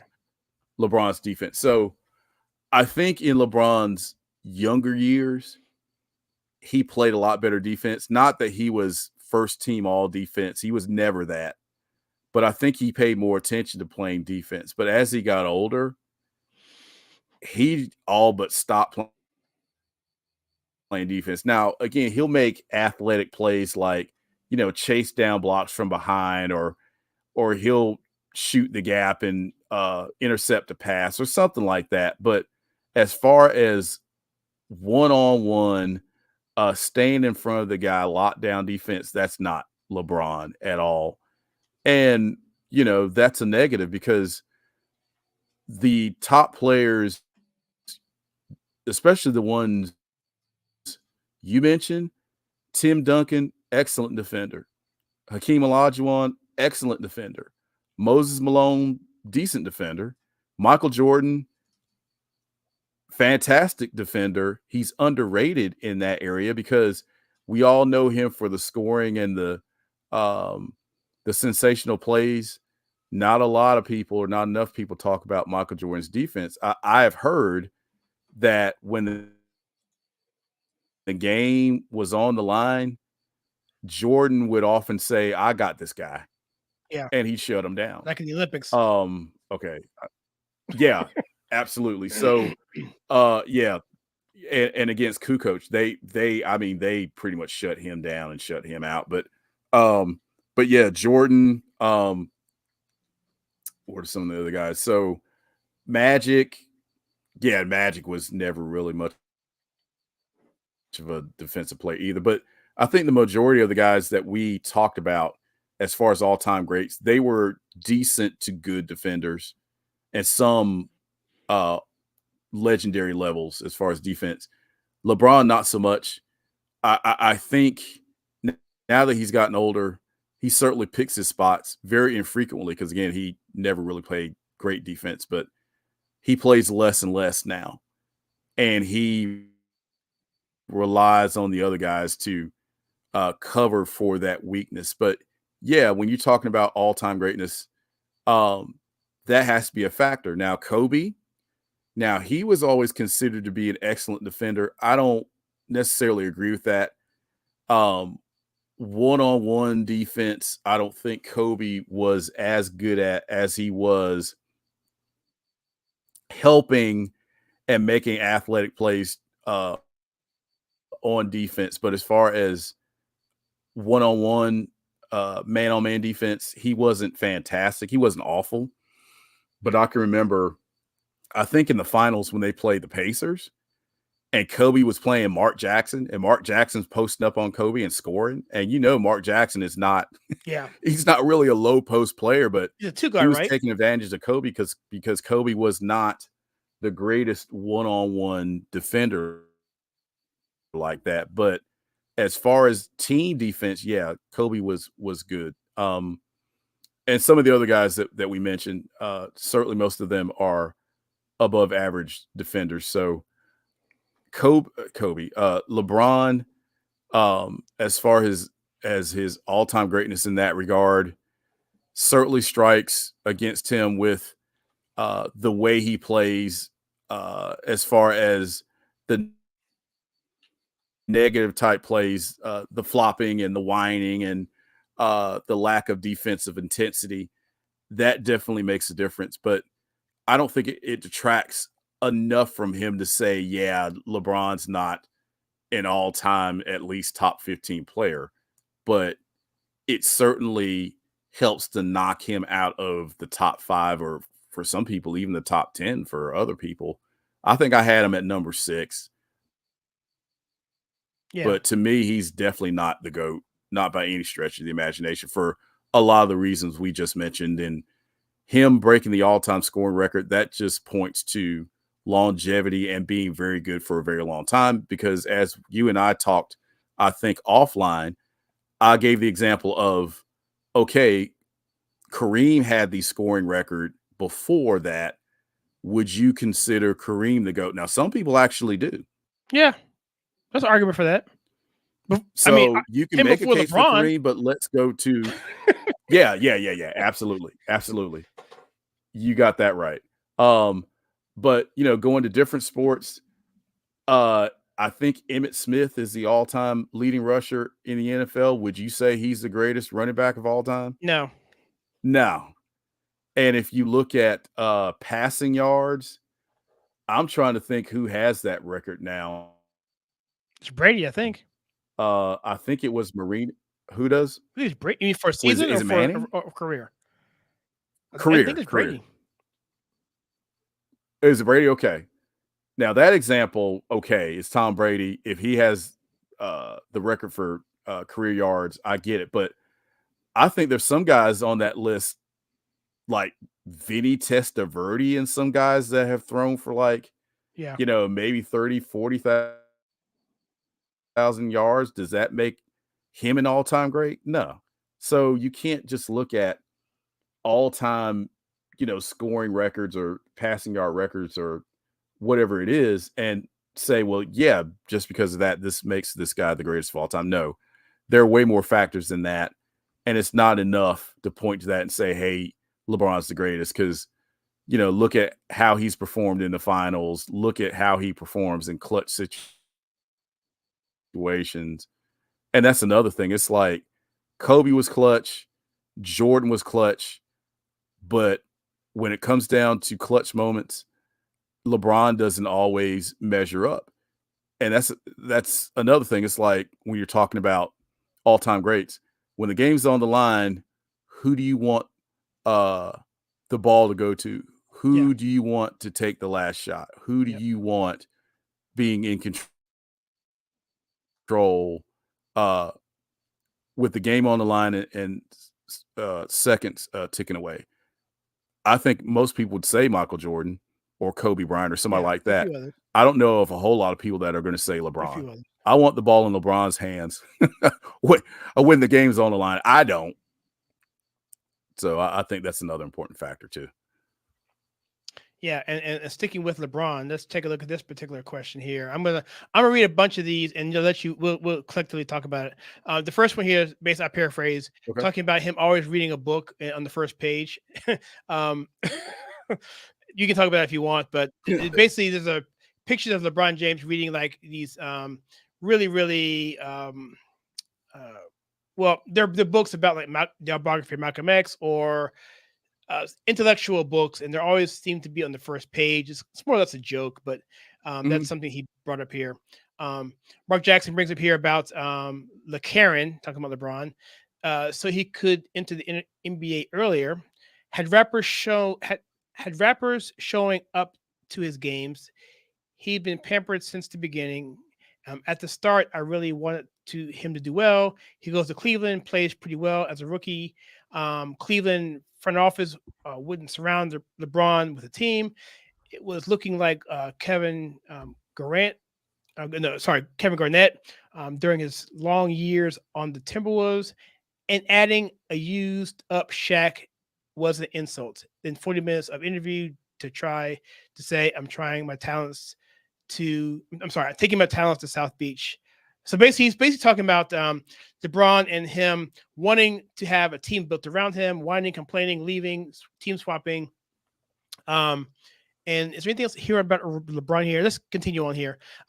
Looking at where LeBron has come from, relative poverty, no father in the home, basically homeless at times. He has done incredibly well as a black man in America. I agree he has been deeply affected by the current liberal narrative, which has impacted his worldview.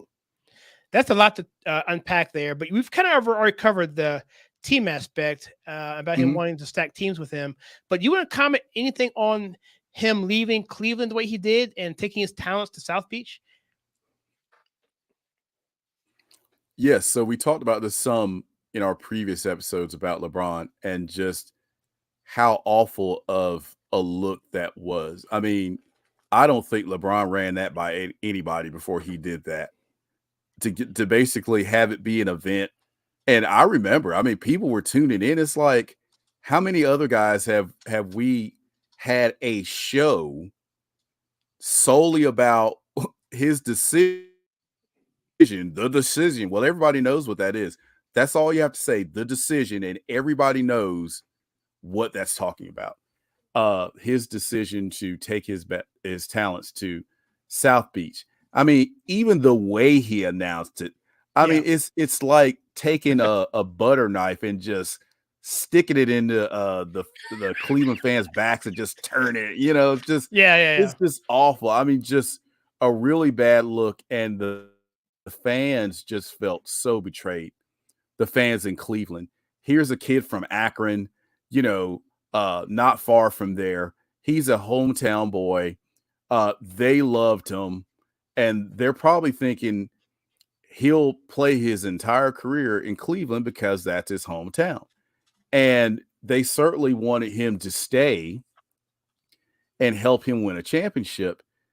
And for him to leave the way he did, I mean, that endeared him to no one, well, except for the Miami fans, but, you know, certainly didn't endear him to any other fans in Cleveland. I think this goes back to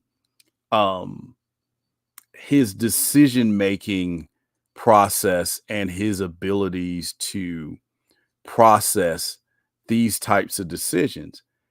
And then on top of that, you know, he's out there with Dwayne Wade and Chris Bosh, and they're on the stage and the spotlight's on them and the music's playing and they're walking down, and he declares that it's funny now. It's like, we're gonna win not one, not two, and every time he ratcheted up the number, the fans are popping. Not 3, not 4, not 15, not 16. It's like, oh yeah, okay. And he winds up winning 2, which is very hard to do.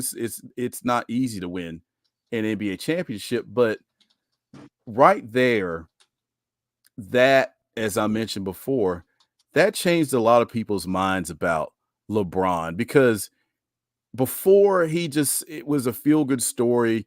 You know, this hometown kid playing for his hometown team. You know, I told you about the commercials, the LeBrons. I mean, he was very engaging and funny, and you know, most people liked him. But when he did this, that showed a different side to LeBron, and that was a peek at his arrogance, a peek at his, I dare say, selfishness, a peek at him wanting to do whatever it took for him to win a championship, not to go help a team win a championship, to go someplace where that team can help him win a championship. And there's a big difference. Yeah, there they are. The three amigos. Yeah, they're going to win 15 championships. So anyway, so yeah, I think that really turned a lot of people off as far as LeBron was concerned.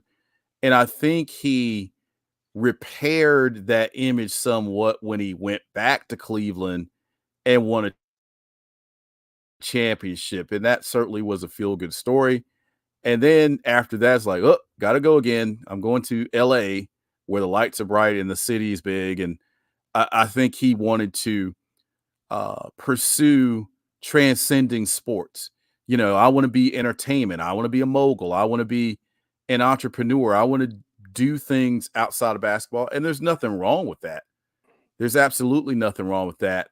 But that seemed to be more of his focus than hunkering down and winning championships. And that's another thing that kind of turned people off as far as LeBron is concerned. So yeah, that was a PR nightmare. And, you know, he stuck his foot in his mouth a few more times after that, but that was one of the bigger gaffes of his career for sure. Absolutely. Yeah, he's, like you said before, he's a gift that keeps giving. Absolutely. So this is episode 4. This is our analytics killing sports. There's not a lot of comments here. We can kind of breeze through this one a little bit. Just take a look here. Is there anything in here that you would like to comment on? Some of these comments don't really have the context. Like this one gentleman says, "What's the context here?" I don't know what that means. This one person, I believe, I'm not sure what that means either. This person here says the difference between wrong and right, left and right, Democrats and Republicans, labor and conservative. Anyone disagree? I'll comment on that before we leave this screen, but is there anything else on here that you want to comment on in particular? Maybe the last comment about a lot of Congress folks and stocks and defense companies. Yes, the same companies, they vote on funding to help Ukraine, etc. Not sure what this person is saying here either. Any comments on any of this stuff? Yeah, I'd like to have a little bit more context around some of these questions. I'm not sure I understand them. I'll take a shot at them in general. So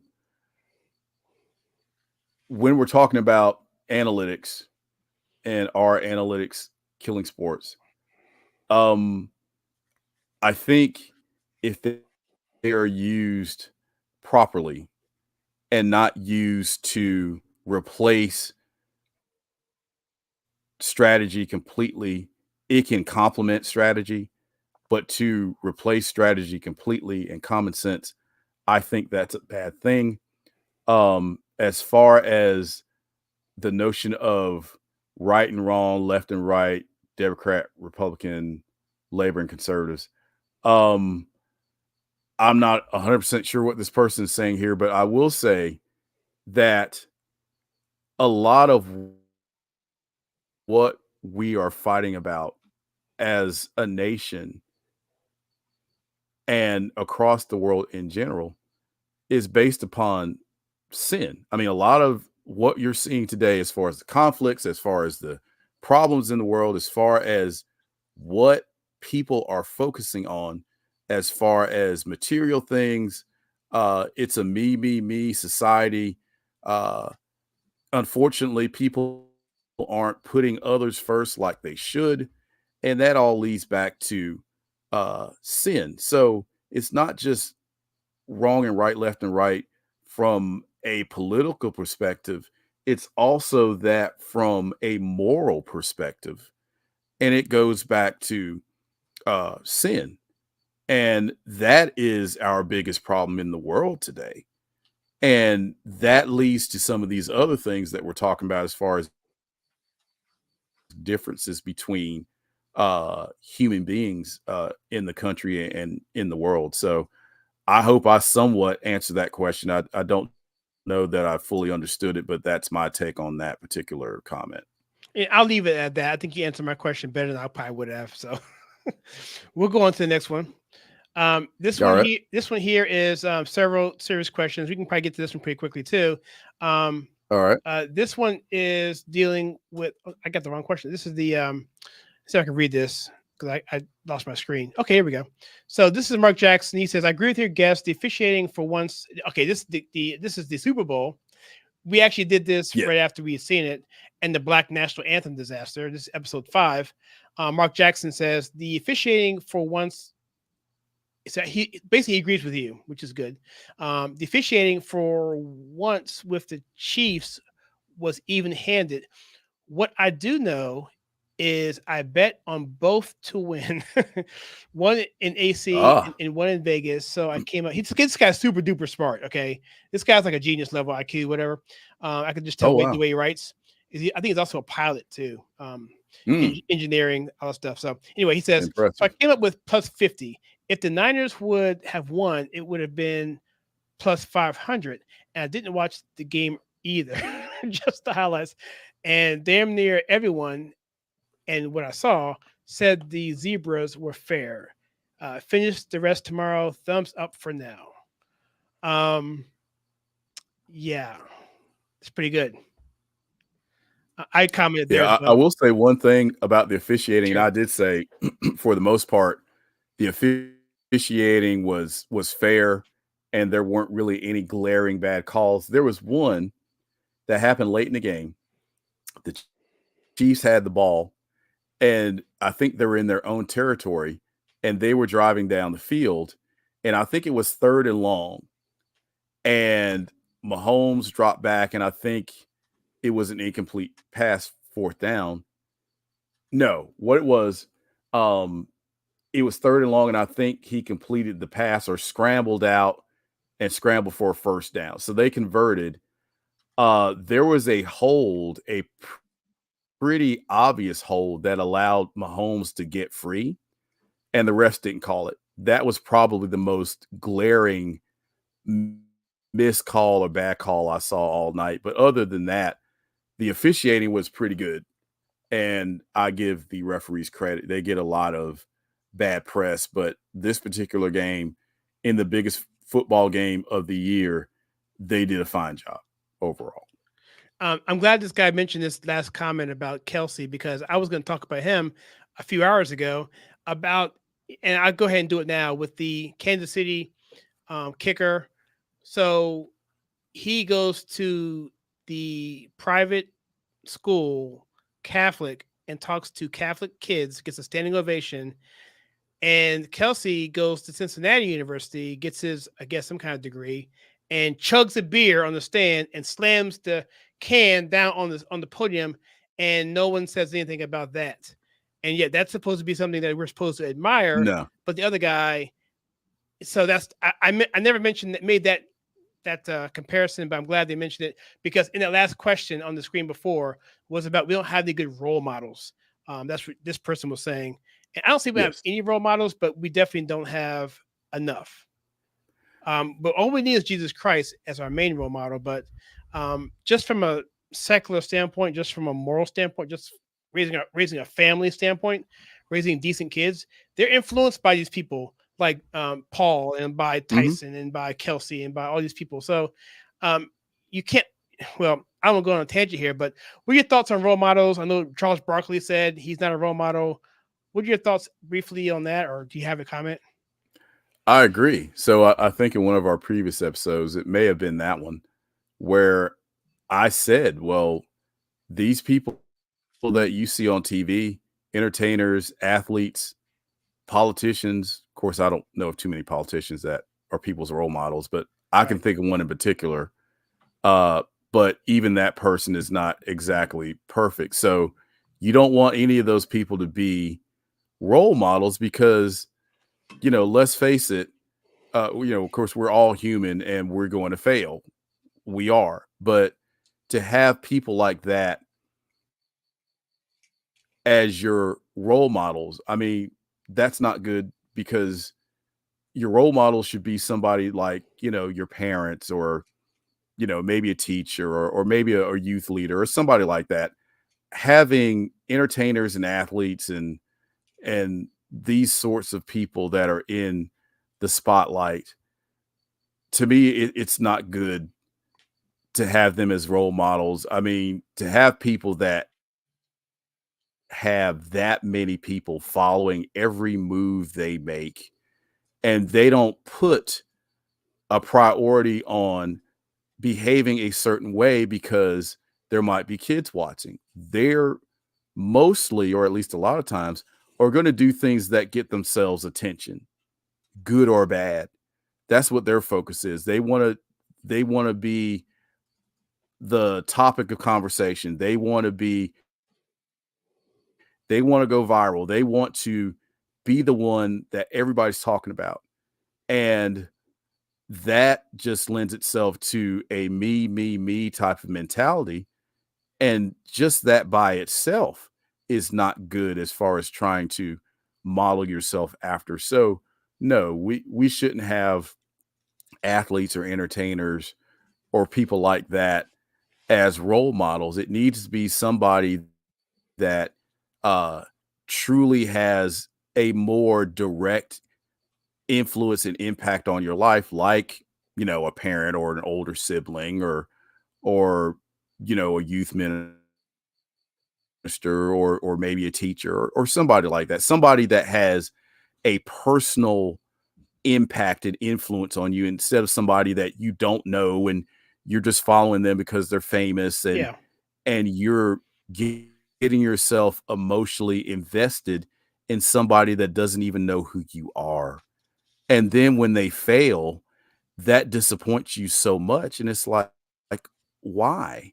You know? So yeah, I'm totally against having entertainers and sports figures be young kids' role models, because they are going to disappoint them more times than not. Now, I'm not saying that there aren't athletes that set fine examples. Look at Darryl Green, look at Warwick Dunn, look at some of these other guys that have really done well for their communities, for people that are less fortunate. They put others ahead of themselves. There are athletes out there like that, Tim Tebow, and there are a few other guys and gals that come to mind.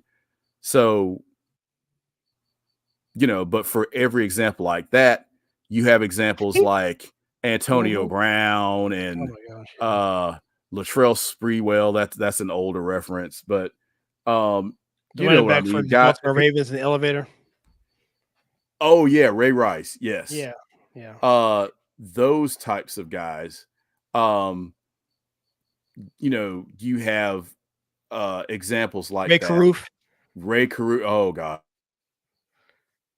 Just we should probably do a show horrible. on that. We should do a show on that by itself. Yeah, and his son, who I think that even though those are tragic circumstances as far as what happened to his mother and what happened to him because of that heinous attack. It sounds a cripple for not cripple, but that's a bad term. Yeah, he's definitely disabilities. Yes, lifetime issues, and his grandmother is raising him, and just all the love there, and I think he graduated from high school, and just every time you see a picture of him, he's smiling. And that's just so fantastic, because for him to be able to do that, and I don't know how much he knows about what happened. I hope he doesn't know anything. Yeah. But you know, if he is aware, but he can still go through life happy and smiling, that's fantastic. And the people that have supported his grandmother to help support him, just an uplifting story, especially after the just awful circumstances that led up to his condition and leading to the unfortunate death of his mother. But yeah, athletes, you know, pro athletes, entertainers, really don't like the idea of them being role models. I pray that, you know, your parents are your role model, or an older sibling, or, you know, somebody like that, youth minister, so on and so forth, and not somebody in the entertainment world. Absolutely. Well, this is Hulk Hogan, of course. I'm totally kidding. I was a big Hulk Hogan guy growing up. Hulkamaniacs. I'm a real American. Yeah. So Man and a Half here says, I made the comment that Lou Brock was before Ricky. Okay, so this is for the Why Ricky Henderson is a Legend. This is episode 7. Lou Brock was the guy who he actually broke the record, stolen bases record. Since then, I remember that Lou Brock's last season in MLB was actually Ricky Henderson's rookie season, 1979. Pretty cool. And lastly, this guy here says, Ricky Henderson made the sports fun to watch. Baseball today is boring, as he says. Any comments on Ricky Henderson on this? Well, as we talked about when we did this episode, Ricky Henderson was, you know, he was a very exciting player to watch on the flamboyant side. He was good and he knew it. The way he played the game, the way he wore his uniform. I mean, I was a big fan of that because I like the wristbands and I like the high stirrups and you know, the cleats and just the colorful way he conducted himself on and off the field. You know, I would say the greatest leadoff hitter of all time. I mean, just the combination of speed and being able to get on base with the, I think we said he's the all-time leader in leadoff home runs. So he hit for power and for average. And once he got on base, he was a threat to steal any base. And just the way he played the game, I mean, he had a flair about him, the way he played the game. And it was just exciting to watch, especially if you're a younger kid watching baseball. Today's game, now there are guys in today's game that have that kind of flair. Bryce Harper for my Phillies, he's the first one that comes to mind. Juan Soto. Yeah. And when you have guys like that, when you watch them play, it looks like they're having the time of their lives out there. And that translates into excitement and getting the fans excited. I mean, you know, today's game, don't get me wrong, I enjoy watching it. And there are definitely characters in today's game. But, you know, more oftentimes than not, it is kind of boring. And that's why the league made, you know, rule changes that we've discussed previously, the pitch clock to try to speed up the pace of the game, making the bases bigger to encourage more base stealing, to try to make the game more exciting. So I think Major League Baseball recognizes the fact that, you know, some fans just think, you know, baseball is boring to watch. If they're trying to attract casual fans, they have to try to interject some more excitement into the game. And another thing they did was when the games go into extra innings, the innings start with a runner on second base. The person that made the last out in the previous inning, they start them at second base to try to put in scoring position. To try to prompt scoring runs so the games don't drag out 16, 17, and 18 innings. So far it's been successful in making the game shorter and encouraging a little bit more action. I think there might be a ways to go, but I think the other part of it is having personalities in the game like Bryce Harper and Soto and a few of these other guys. I think that'll help, but Ricky Henderson was one of a kind. If you don't believe it, ask him. Yeah, absolutely. He'll tell you. So Tracy called it a night. Thank you for hanging out with us. She said she enjoyed the live. Have a blessed night. And we have one more. You too. Comment. Thank you so much. Yeah, she was great. And this one here is The Plate is Hot says that Jesus said, love one another, not love by their color. I will touch on that a little bit later. Okay. Yeah, I mean, that's the whole thing. I mean, there's only one race, right? I mean, this the human race. And so yes. that's kind of what I think this person here is saying. So maybe we just said enough there already. So thanks for the comment.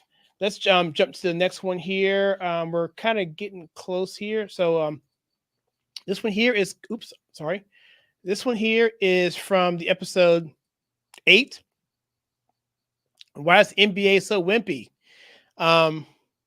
So a man and a half said here, I just remember Kevin Durant actually played his rookie season for the Seattle Supersonics right before they moved to Oklahoma City. One thing about Kevin Durant, he's actually from my neighborhood, and he played for a high school called Montrose Christian, and I played for Grace Brethren Christian up in Prince George's County, Maryland.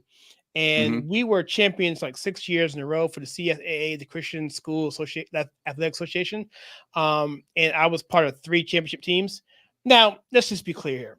It was a private conference, but we were still the best ones in there. And Montrose was the second best, and we stomped them like every single year. That was before they went national and recruited people like Kevin Durant. Now, there's no chance in heck we could ever beat them, but I like to say that I beat the school that Kevin Durant went to. It's true story. This person here says, great show. The Epic Builder says, grown men use a better world as a reason to justify their wars, but reject it when it gets there. The real take is lengthy, tall players are just more versatile in an offensive heavy league, and they can still protect the rim.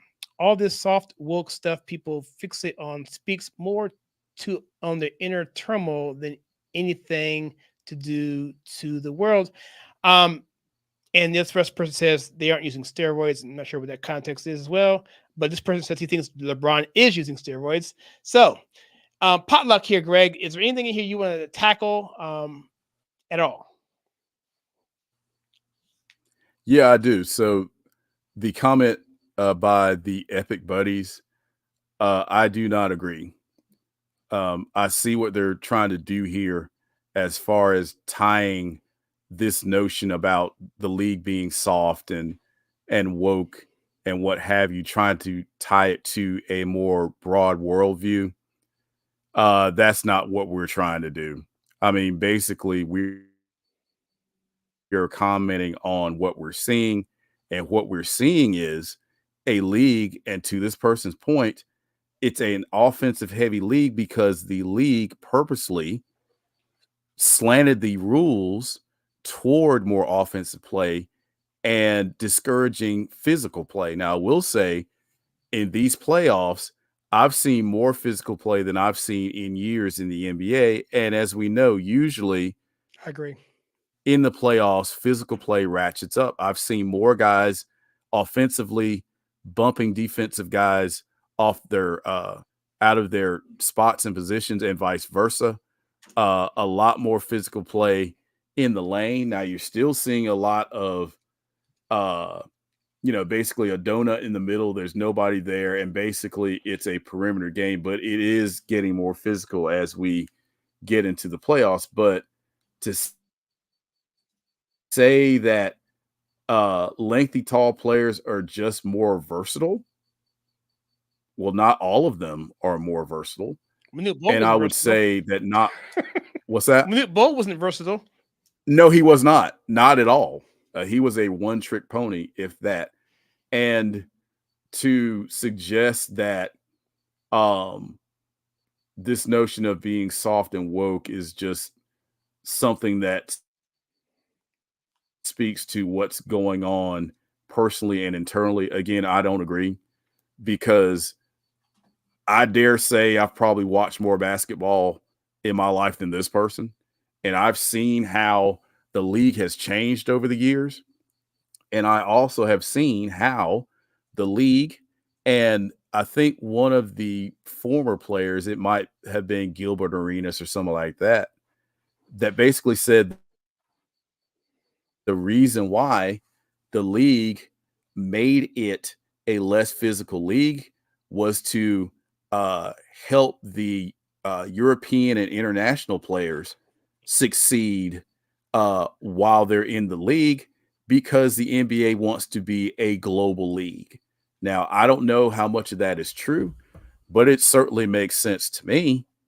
And I stand by what I said as far as it is easier for tall, slender players to get away with having that build and thriving and flourishing in today's game than it was 30, 40 years ago because it's just less physical now.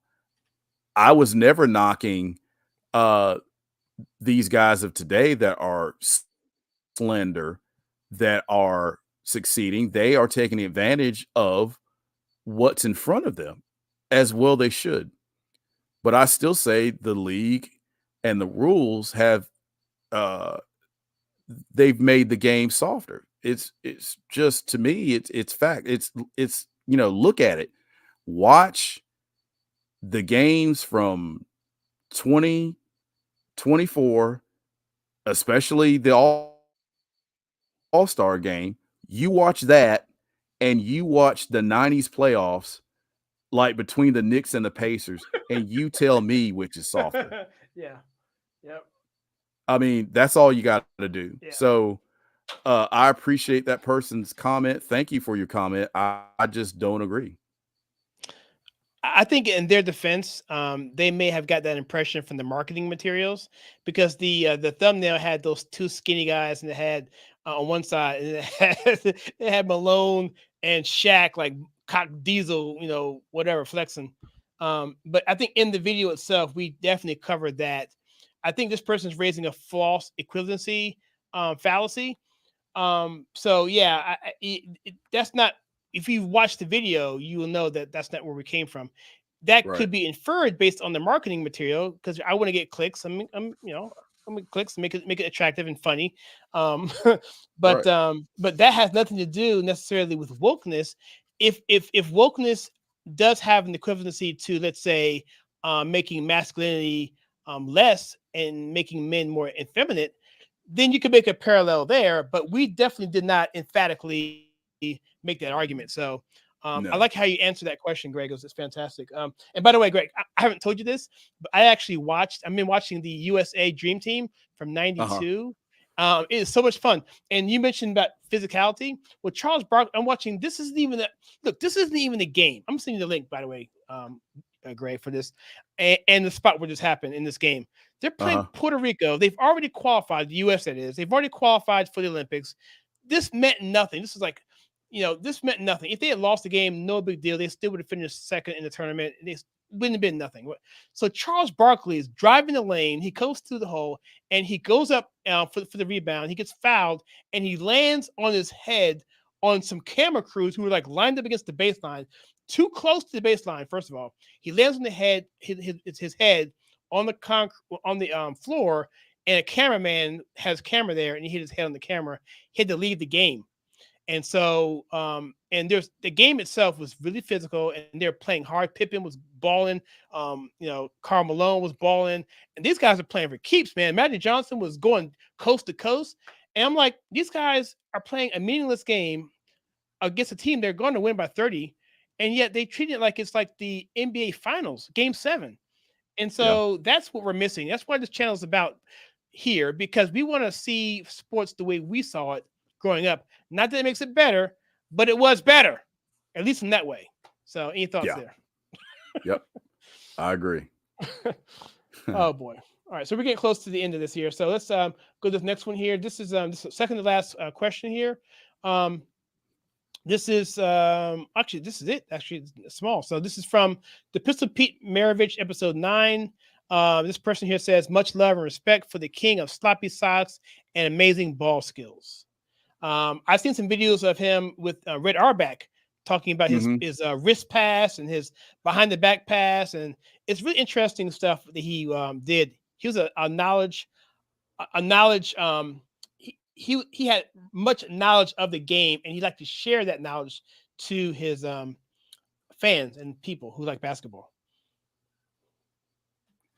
Absolutely. And I was pleased to see Pistol Pete's name in that list of all-time great players Yes. A little while ago.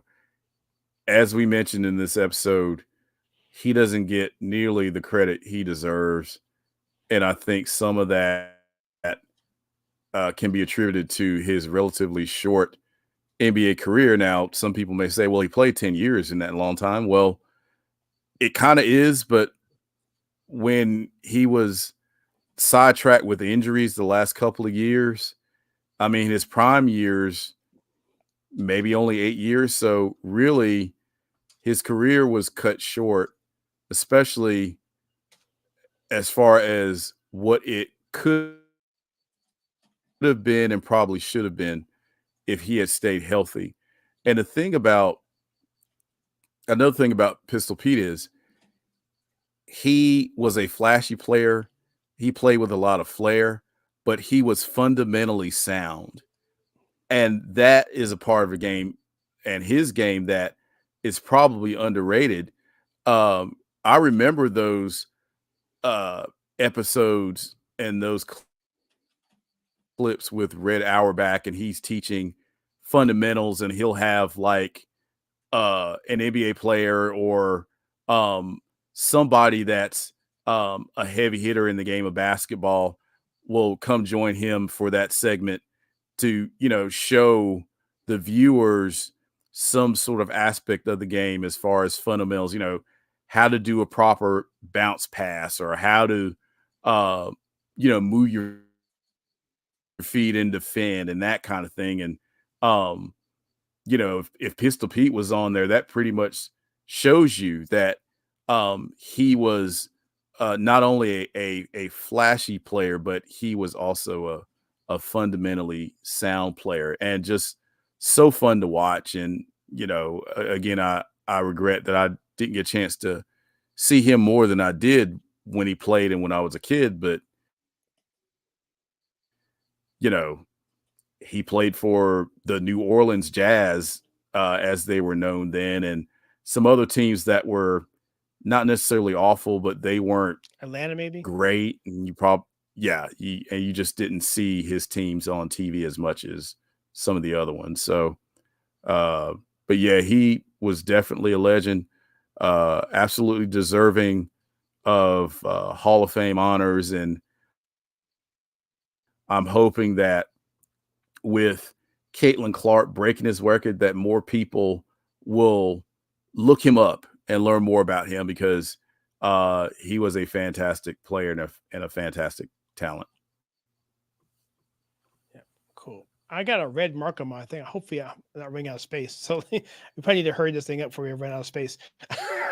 I'm getting an error message from my account. So we're down to the last question anyway. So hopefully we can finish this up. And this one here says, Steve K28 says, like you said, the Globetrotters, this is from the NBA All-Star Game is Trash, episode 10. Like you said, the Globetrotters are actually entertaining to watch. Even if you take out the direct crowd goofiness, the Globetrotters are more fun than the NBA. I would say so. I'd pay for them today, actually, before I pay for an NBA game. Yeah, I don't blame you. It's been a few years since I've been to an NBA game live.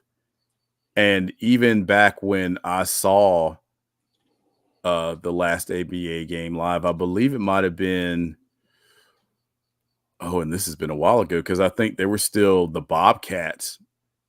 And they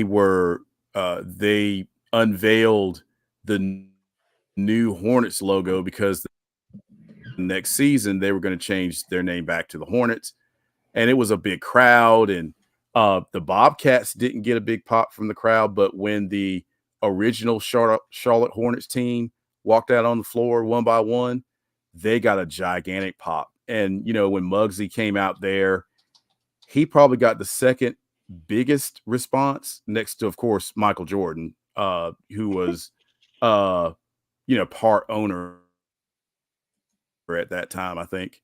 When he walked out there, of course, he got the biggest ovation of all. And they were playing the Utah Jazz that night, and we had moved from Utah a few years prior, so we were rooting for the Jazz that night. But yeah, that was still fun to go to. But yeah, now I don't know that I have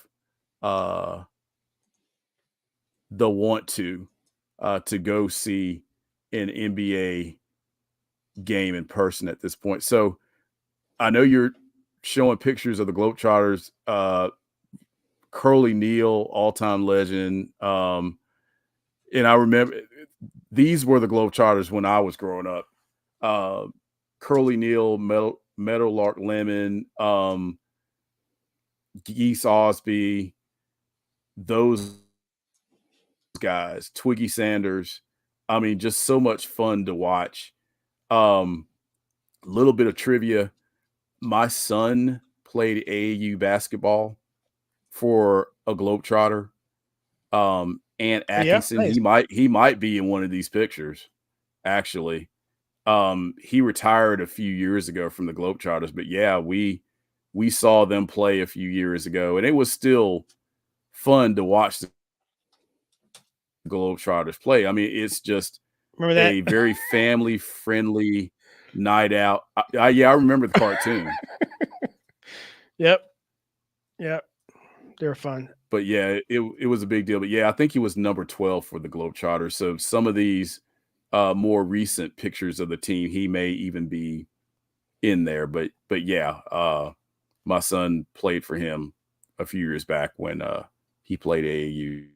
So, that's my, personal experience with Globetrotters, and, just super fun, and, something the whole family can enjoy, especially little kids. I mean, and they still do the same gags. I mean, they still do the same routines, the water and confetti in the bucket, and, giving the refs a hard time, and, the ball on the string, and just all that stuff that you saw them do 50 years ago. I think they're still doing a lot of that today. So yeah, certainly a lot of fun to watch, and a lot of ways more enjoyable than watching a regular season NBA game where they're just chucking up threes and they're not boxing out and they're not playing defense and they're not calling traveling and they're not calling carrying. If you go to see the Globetrotters, you kind of expect to see some of that as part of their hijinks, but I don't want to see that in an NBA game, So yeah, I got three things to talk about on the Globetrotters. Three things. One, firsthand. I'll say that for later. So I know that back in the day they got some criticism for their theatrics, and before I say that, let me preface that by my first point that I should have said at the beginning, was that these guys are almost like superheroes, almost, especially for little kids, because they can do things that NBA players can't do.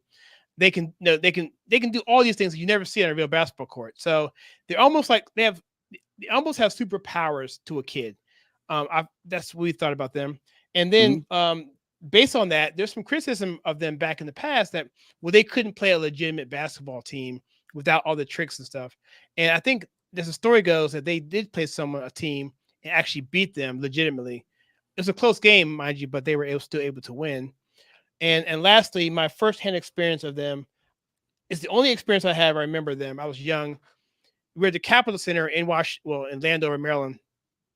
And I remember, I'm not sure who it was, they took the basketball on the center court and kicked it to the basket. The first one missed, right? But the second one went in swish. That never left my memory. That was so impressionable on me. This guy kicked the back, even though he missed the first time. The second time it went in. I was like, man, that is incredible. And you have a whole crowd. What kind of pressure is it? How much do you have to practice to get that right in a live setting? Incredible. A lot.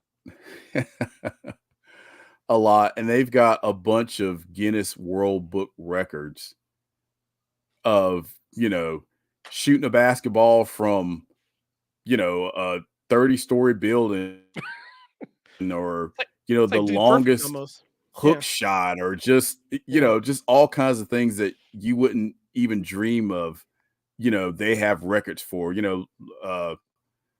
yeah, I think it's like longest full court hook shot or something like that. I mean, they've got all kinds of records that I'm thinking, not your average person could even dream of doing. They just get out there and make it look so easy. But what some people don't understand is the players on the Harlem Globetrotters, they are former legit college basketball players, talented. Yeah, like Sherman Miller. Yeah, and actually Ant Atkinson, he's the one I was talking about before, the Globe that my son played for. Okay. He led Barton College to a Division II national championship, and there's probably video out there now of him leading a pretty dramatic comeback win late in the fourth quarter. And that was his claim to fame up to that point. That's how I guess he got known to people on a national level. Pretty impressive comeback. He's not the biggest guy in the world, but for him to basically lead his team, in a come from behind win in such dramatic fashion. Was it Doug Anderson? Check it out. I'm trying to think of what year it was. What's was that? Doug Anderson? It's Anthony Atkinson. Okay. Yeah, and he played for Barton College. I think it might have been, 2007 or something. They played Winona State. I think they're from Kansas, maybe. And the D2 national championship was like on CBS or something. And very impressive. I got it. Come from behind victory, and then let me pull him up. All right. So he said he was a college. He led into a championship. Yeah, he was a D2 player, led Barton College to, as far as I know, their only basketball national championship. I had a friend that went to Barton College, I believe. Yeah, it used to be Atlantic Christian. Oh, I got the wrong. Long time ago. Yeah. Here, let me pull this one up. That looks like him. Yeah, I got it. I got the wrong. Let me pull the other screen up because otherwise it's going to be that. You said your son played for him or worked for him? Yeah, played AAU basketball for him. Yeah. Okay, here we go. This is it. I need a producer. If anyone wants to volunteer to be a producer on this show, yeah, let me know. That's him. Okay. Cool beans. That's cool stuff. Yeah, and these guys work really hard. And I don't think he's 5'10", by the way. I don't think he might be 5'9" on a good day, but that's why I call him Ant. Still pretty impressive. Yeah. What he did at that size. So I like to do a show on Muggsy Bogues, man, for real. He really impresses me. So yeah, here you go. So here it says here. First all-time All-American at Barton College. Ant will be long remembered for leading one of the greatest comebacks in the history. Dang, for the college basketball, scoring 10 points in the last 39 seconds. That's like that's better than Grant Hill against Maryland in the final 8 tournament back in 2001.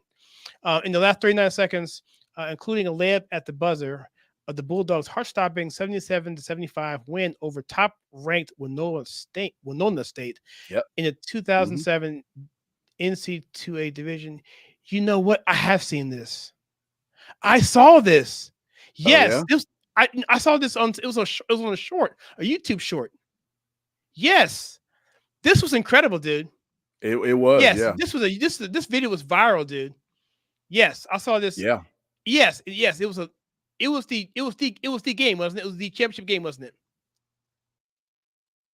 It was the final game, wasn't it? Yep. Yeah, I saw that. Yeah. Incredible.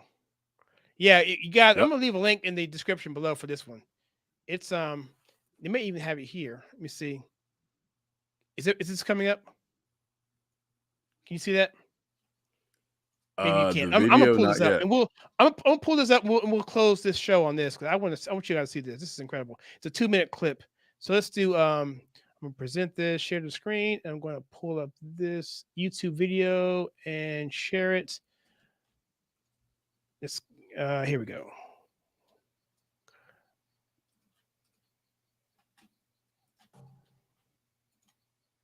in handling the ball. You turn it over to Barton College, and Atkinson is the guy who can turn. Winona State shooting it 57%. There's the help from Dulce. Kick out. Henderson's been hot. Count it. A three. Trying to push against John Smith inside. Smith with about a 4-inch height advantage. Under 5 minutes left. Flowers. What a calming influence he is on this. And Atkinson's the guy you'd like to get to the basket.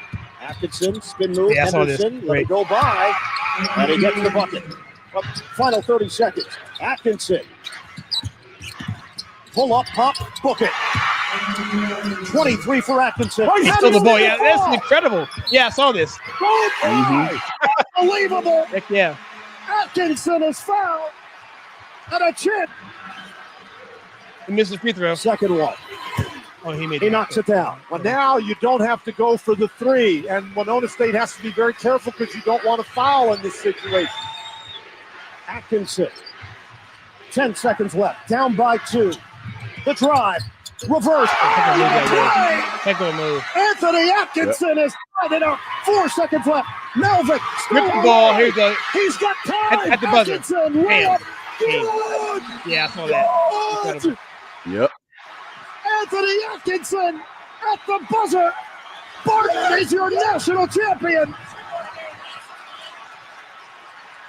What a scene.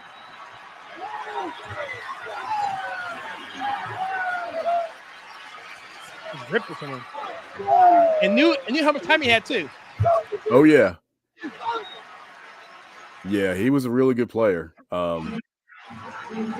And this particular moment, I mean, that put him on the map for sure. So yeah, I saw that a few weeks ago actually for the first time.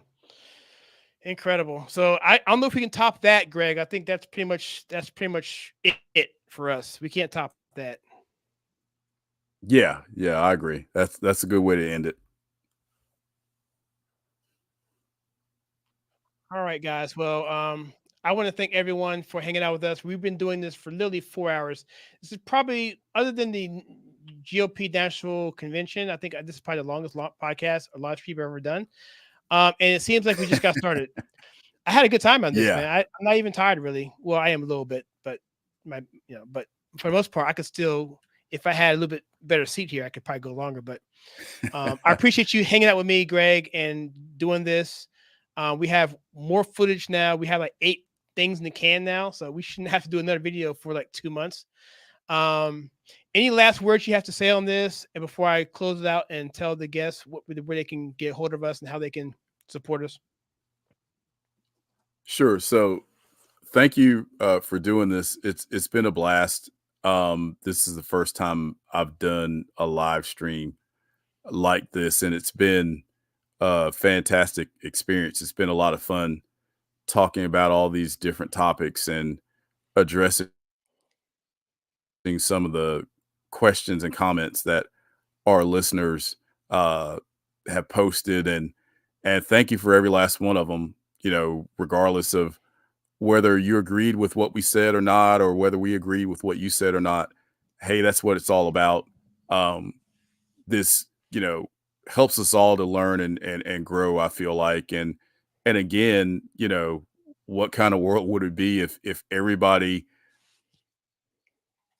thought the same, acted the same, agreed on everything, and, it would be a boring place. So, thanks so much to everybody that take the time out of their busy day and their busy weeks to listen to us talk sports. And I really do hope that something we said here this evening impacts you in a positive way. Kyle and I are both born again Christians, and we strive to do everything for God's glory. And I pray that we've done something or said something here this evening that's makes a difference within your life or your day or whatever it is. So we are so grateful for your support and you listening. And again, this has been so much fun, and I pray you all have a great remainder of the week and weekend as we approach Memorial Day, and let's not forget what Memorial Day is about, and remember those that lost their lives to keep us free. So thank you all, and we look forward to doing a lot more of these, and thank you again for your support. God bless. Yeah, I can't add anything more to that. Greg, can you stick around after this? I want to make sure I tell you something before we depart. But everyone else, sure. Thank you so much. I'm going to do the outro after this, and after that, we'll end the feed. But everyone else, thank you so much for this. This has been wonderful. And if you want to send us questions, right there below, questions@theconservativetake.com. You can subscribe to us on YouTube, on Rumble. We just made a big thing happen in Rumble. We'll have an announcement on that soon. And this broadcast on Twitter, and it was on Facebook as well. And so we want to get to places where people are, and so it can be accessible to you. These videos will be broken down to separate podcasts, will be aired in the future. More than likely, the Harrison Butker will be done this weekend if I can put it together in time. And so we'll go from there. So sorry for those who were looking for the part 2 of the Bubba Wallace disaster, which I thought was one of our highest rated videos in the recent weeks. So you guys seem to like that one. So, but that will be back probably in 2 weeks from now. So with that being said, everyone, thank you so much. God bless. And we will see you guys in the next one. Thank you.